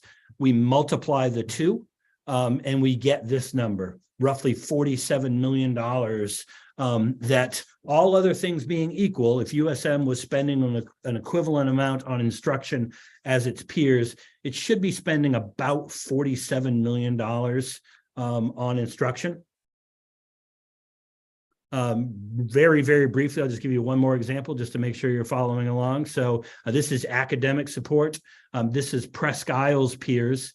So again, you can see up here on average how much they were spending on academic support. These are smaller institutions. We don't spend as much on academic support as we spend on instructional. So that's why the numbers are considerably smaller. Again, sorry, a little mouse happy here. Again, no adjustments for standard deviation, so we'll just bring those numbers down. And then just as we did in the other example, we'll turn these into a per student FTE number. In this case, you can see, I'm sorry, I went back too many slides. So here's Presque Isle, yeah. So again, because academic support, we said, is more of a headcount issue than it is an FTE issue. We take the same numbers and we come up with a per student headcount for each one of these campuses. And then just as we did in the USM example, you can see that on average, Presque Isle's peers spend about $1,300 per headcount on academic support for their peers. So again, we're just going to do this same simple math calculation. The 1324 is the same number that we saw on the last page. We know that of the funds that Presque Isle spends on academic support, roughly 89% of those are E&G dollars. Multiply the 1325 times 89%, you get the 1178. Presque Isle's average 3-year student headcount over this particular window was 1,360 students. So again, we simply multiply those and come up with this 1601,609. So I showed you 2 of these. And again, the concept is that you're going to do this same calculation for each institution, each peer set 7 times. So imagine now, we did the calculation for instruction.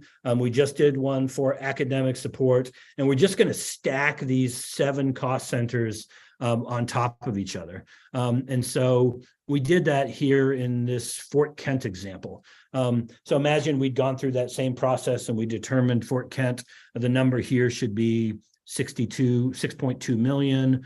You can see not a huge research mission at UMFK, at least on the E&G side. So that only adds about 16,000, and you do the same thing all the way down through. And you end up with this number, this 19.385 million. And that, again, is the number that we're suggesting Presque Isle, or excuse me, in this case, Fort Kent, that Fort Kent should be spending across these areas to remain competitive with its peers. Now, again, I think it's important to note, at the end of the day, really what we're trying to do is figure out the smartest way to adjust state appropriation. We're not telling Fort Kent that if your budget isn't spending 2.4 million on academic support, that it's somehow broken or that somehow something is wrong.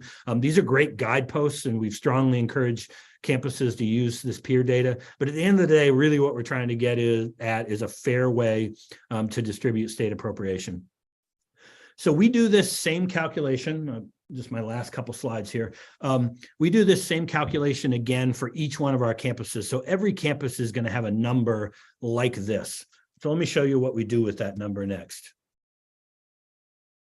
Sorry, I got to keep moving around the faces. And so we bring in, here's the total cost. So again, this is this 19.385 number. So we're saying that's the total number that the campus should be spending across all of those categories.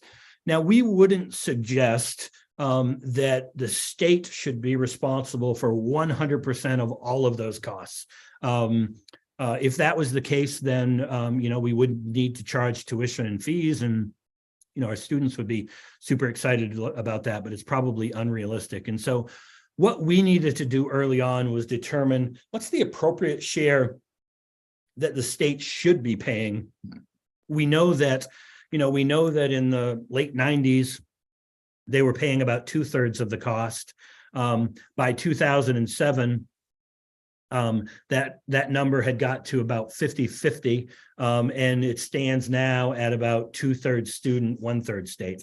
And so ultimately what we decided on, and anyone could certainly argue that it should be more or less, but what we settled on for a recommendation to drive the model was that the state's suggested share of the undergraduate cost, if you will, was at about 60%. So that's the number that we used in the model. We also wanted to acknowledge that, graduate education certainly had an important role. We weren't suggesting that it was the same, because again, when we were putting this model together, one of the goals of the state and others was to produce more undergraduates. And so we recognized that difference here by noting that the state's share of the grad side would be about 40%. The other conversation that we had is, again, really goes at the purpose of state appropriation. And generally it's been recognized, and there are some references, even this in some of the board's policies, that the state appropriation is really meant to subsidize the cost for Maine residents who attend these Maine institutions, and not necessarily subsidize the cost for out-of-state students. Doesn't mean that we don't want to bring in out-of-state students. I don't even want to come close to suggesting that. I'm just suggesting, again, for purposes of allocating state appropriation, our focus was on resident students. So now what we are going to do is we're just going to do a math exercise. And we love it when it comes down to that. So we're going to take that 19.35 number that we just built up. You saw on the last slide where we kind of stack those on top of each other, and we're going to take the 19.385 and we're going to multiply it by the percentage of in-state students we have. So again, we only want to tackle that portion that is in-state. And so that's the 82.6. So if you multiply the 19.3 by 82.6, it gives you roughly $16 million. And so if you take $16 million, and in this case, when we put this together, Fort Kent didn't have any graduate programs. So if you take the 16 million that we got by multiplying this number times 82.6, gives you 16 million. If you multiply that by 60%, that gives you this magical number right here, which is 9.556. You can see that right here. So again, what we're suggesting when we did that, when we came to that calculation, is that's the percentage that the state should be covering. It should be covering about 9.5 million of that 19.35 million. So again, simple math here. So here's the 19.35 that we've been tracking for the previous slides. We just determined by multiplying those two numbers that the state should be funding about 9.5 million of Fort Kent's total E&G costs. We know that in 2019, their appropriation was actually 6.8 million. That created a net variance of 2.684 million. So they were underfunded, if you will, by that amount. So the percent that they were funded is right here. It's the roughly 72%. This disparity factor column, again, this gets into the really smart math folks here that helped us put this together. This is really, just think about this as the percent they're not funded. So there's a gap, if you will, of 28.09. I'm going to unshade this so you can see the other campuses to explain this next piece. So this just shows you we did those same kind of calculations for all the other campuses. So this column, this disparity factor, again, is showing you the percent or the number that they are underfunded. And so you can see that number is actually more than 100. So we want to convert it down. We like to deal in percentages and make the math simple. So we want to turn this 110 number into a percentage. And so what we do is we divide these numbers by the 110, and that gets you that Fort Kent is essentially 25.44% of this gap. You can see the other campuses here. UMF was about 16%, UMA 25, and you can see the other things. The interesting thing that when we did this in the first time around, and again, the data changed a little bit before we actually distributed money through the model, but you can see that Machias was actually getting more funds than the model suggested the state should pay. And that's mostly, again, because of a significant drop in the number of students at that campus, and also a reflection that you need a minimum number of costs just to maintain buildings and things like that on the campus. So even if you lost students, you still needed to heat the building. You still had electricity costs. So the model, at least initially, suggested Machias was overfunded. The model does not go back and kind of recoup those funds. That was not something that would just exacerbate budget problems on the smaller campuses. And so all of these turn into this disparity percent column. And then just the way this model works is as new dollars come in from state appropriation, and again, it's important to emphasize, we're talking about new dollars. As new dollars come in,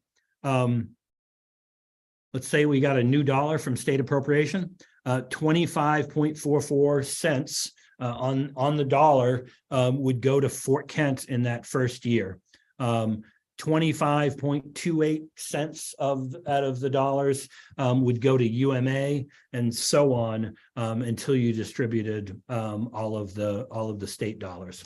I like to think about this, and so if you look at this column right here, this is the percent that each campus was actually funded in relation to the model. I like to explain this like what I've been using for 6 or 7 years now is think of 7 glasses for each of our institutions, and all of them have water in them, but they're filled at different levels. You know, in the perfect world, we want to get all those glasses up to the top of the rim, funded at 100%.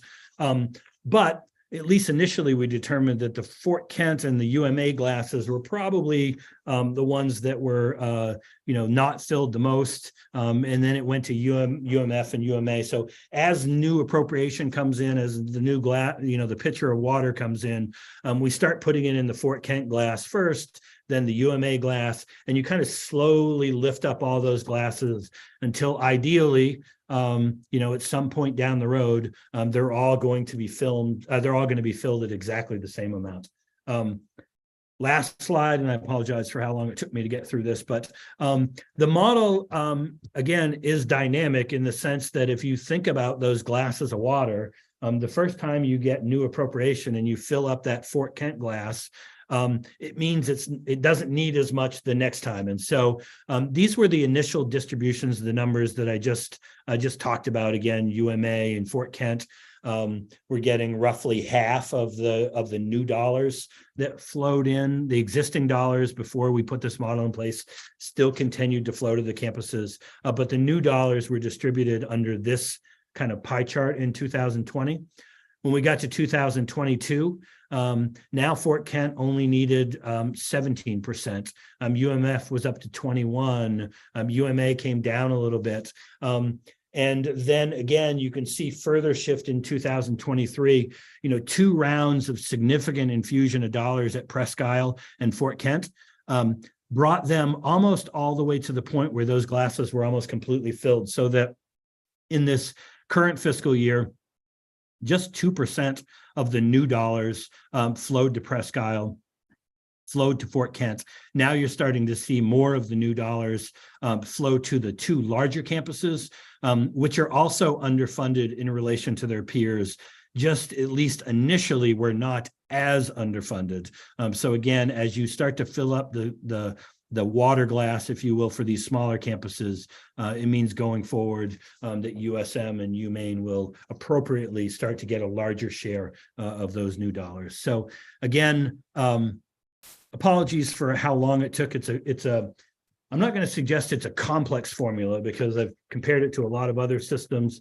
I think, our team and with the help of Robert and others have put together a model that, if we were doing this over an hour, I think would be super easy to explain. Trying to jam it into 30 minutes is a little more challenging, but that's where we are today. Again, we've had conversations about changing the model going forward, and I know we're a little over, but happy to answer any questions, Mr. Chair, either now or if we want to revisit this again in a future meeting. Ryan, thanks very much for you did cram a lot into a half an hour, but I think we all have a new appreciation for how we got here and where we are. Are there questions for Ryan now about the formula as he's explained it? People have any questions? Yes, Trustee Alexander, and then Trustee Riley. Yeah, I was just noting the lack of any discretionary portion of the budget allocated to Maine specific performance standards that don't exist at the current time, but that I would be interested in the future discussion of.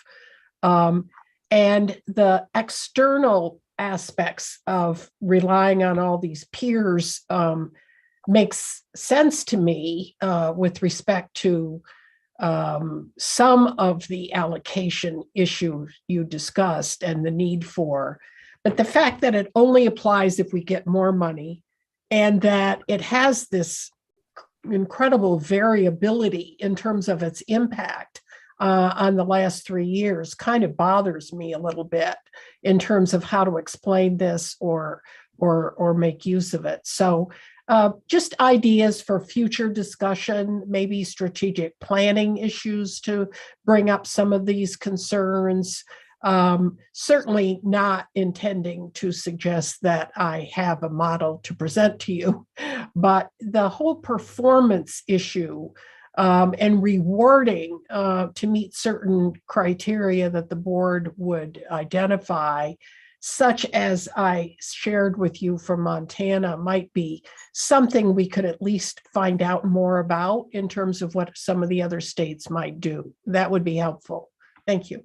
Yeah, so just very briefly, one of the reasons we only tackled new dollars was, was just campus politics. I mean, there's a reason the formula didn't change for 50 years, and it's because all of the previous attempts looked to change the existing appropriation. And once you do that, then people start putting up walls. And as soon as we were able to get over that piece, we were able to make some progress. There are ways in the model, and one of the things that the trustees did early on, and I just, in the interest of time, I just couldn't cover, is that there is a percentage of new appropriation that comes off the top that is meant to fund initiatives that cross multiple campuses. So early on, I mentioned the demolition fund, the research reinvestment fund. Those dollars came from a percentage of the appropriation that the trustees designated early on.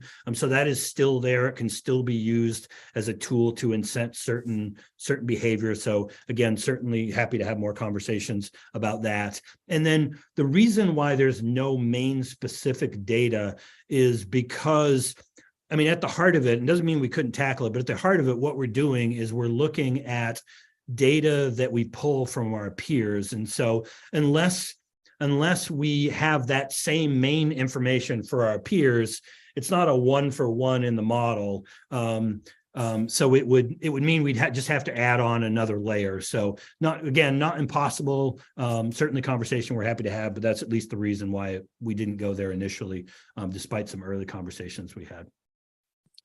Thank you. Trustee Chair Riley. Thank you. Great presentation, Ryan. I have 2 questions, I guess. One is, I know you give flexibility and we sometimes revisit the peer groups. And I'm wondering, not immediately, but over time, as we think about unified accreditation, if there might be some value to looking at the peers in relationship to where they exist in systems.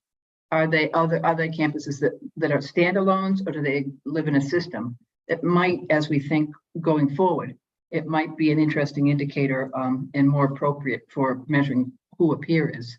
And the second question is, I wonder if you could explain why the law school is not included in the formula. Yeah, your peer comment reminded me that I meant to say that along the way. So obviously, when we initially developed the formula, the law school was part of the USM structure. And so when you look at the USM peers, you're going to see peers in there who are specifically there because they also hosted or had a law school nested under their budget structure. And so we are going through the process now of updating peers, literally doing it now through the end of this month. Campuses have through the end of next week, actually, to submit changes to us. We do allow a modest adjustments. We don't allow wholesale, we're swapping out 12 for a new 12. So that process is going underway. Specific to the law school, we've made a lot of changes to the allocation at the law school, working with the dean, but we've done them outside of the model because we've struggled to find peers for the law school.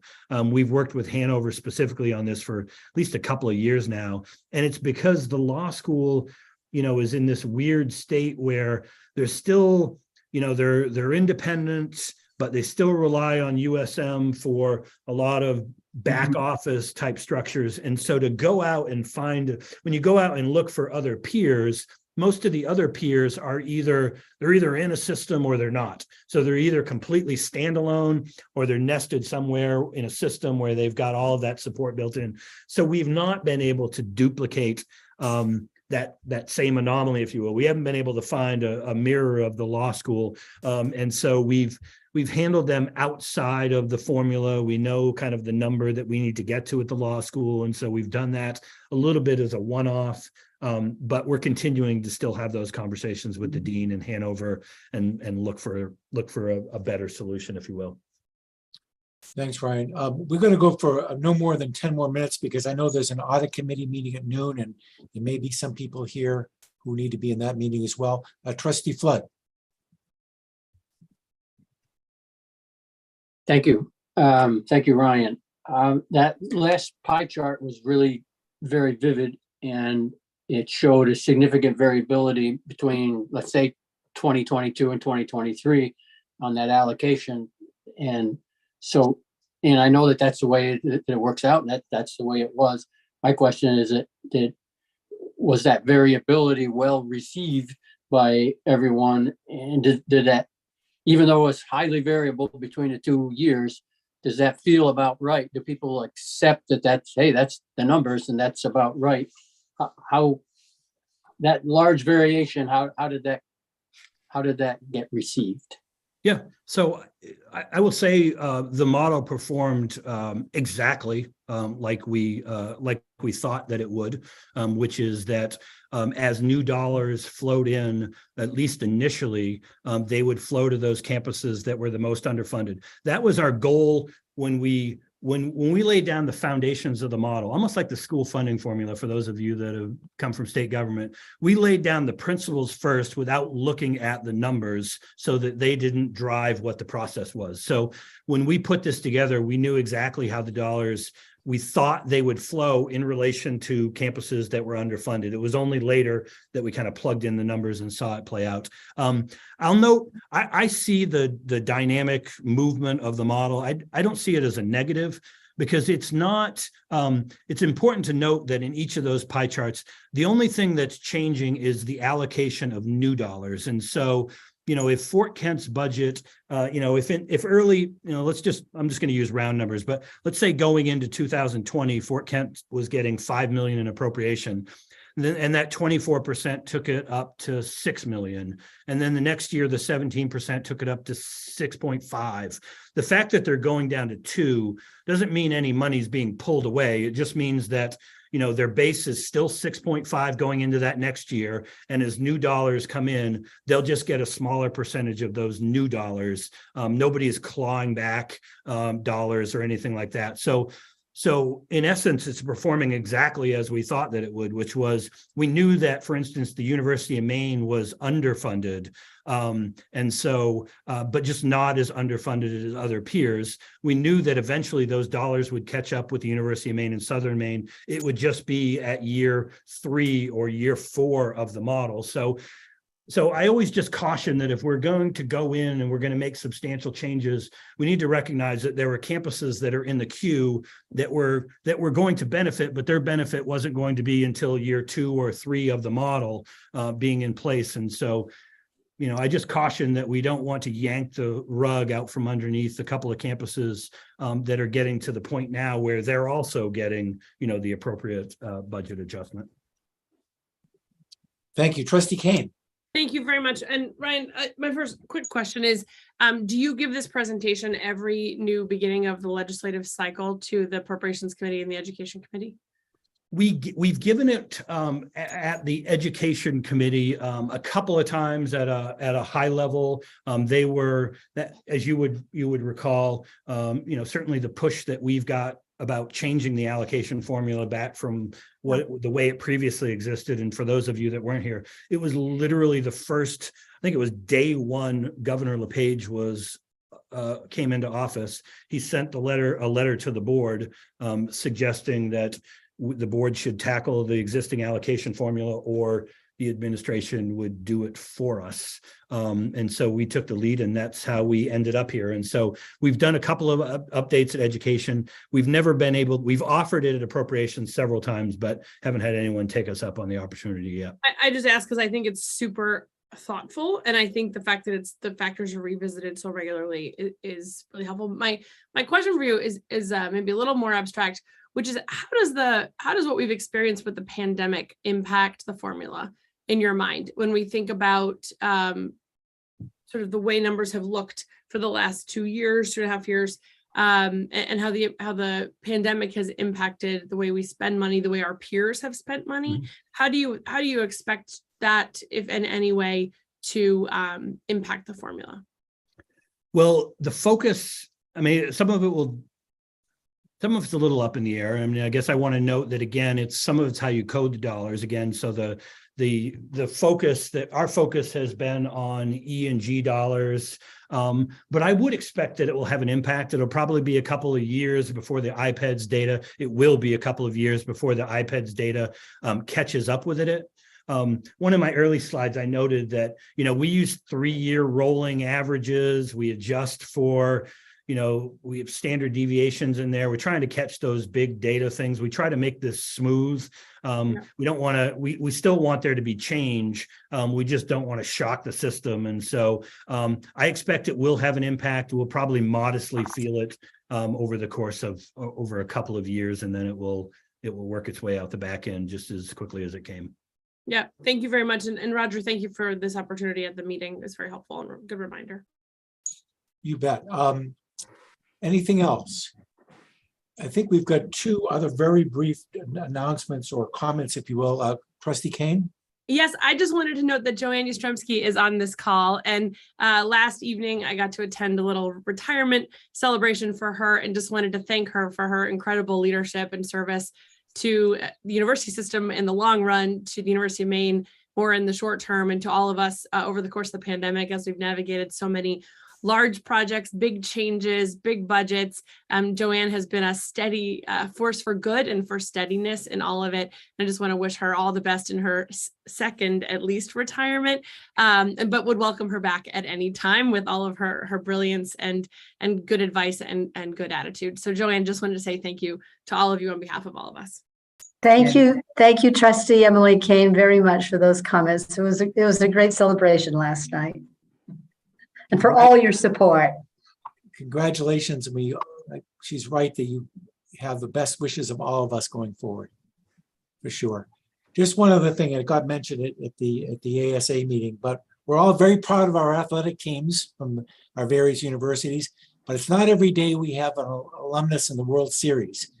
And Jeremy Pena is plays for the Houston Astros and will be in the World Series. I think it's the first Black Bear since Mike Bordick, which was 22 years ago. But Jeremy Pena played at Maine in 16, 17, and 18, and fondly remembers his days at Maine. There was a quote in the Globe that said, "I had a great time there and I wouldn't trade it for anything." And it seems like every game I watch, by the way, he was the MVP of the championship series in the American League. It seems like every game I watch, the announcer mentions that he went to the University of Maine. So a proud moment for us. 8:03 on Friday is game 1. Anything else for the good of the order?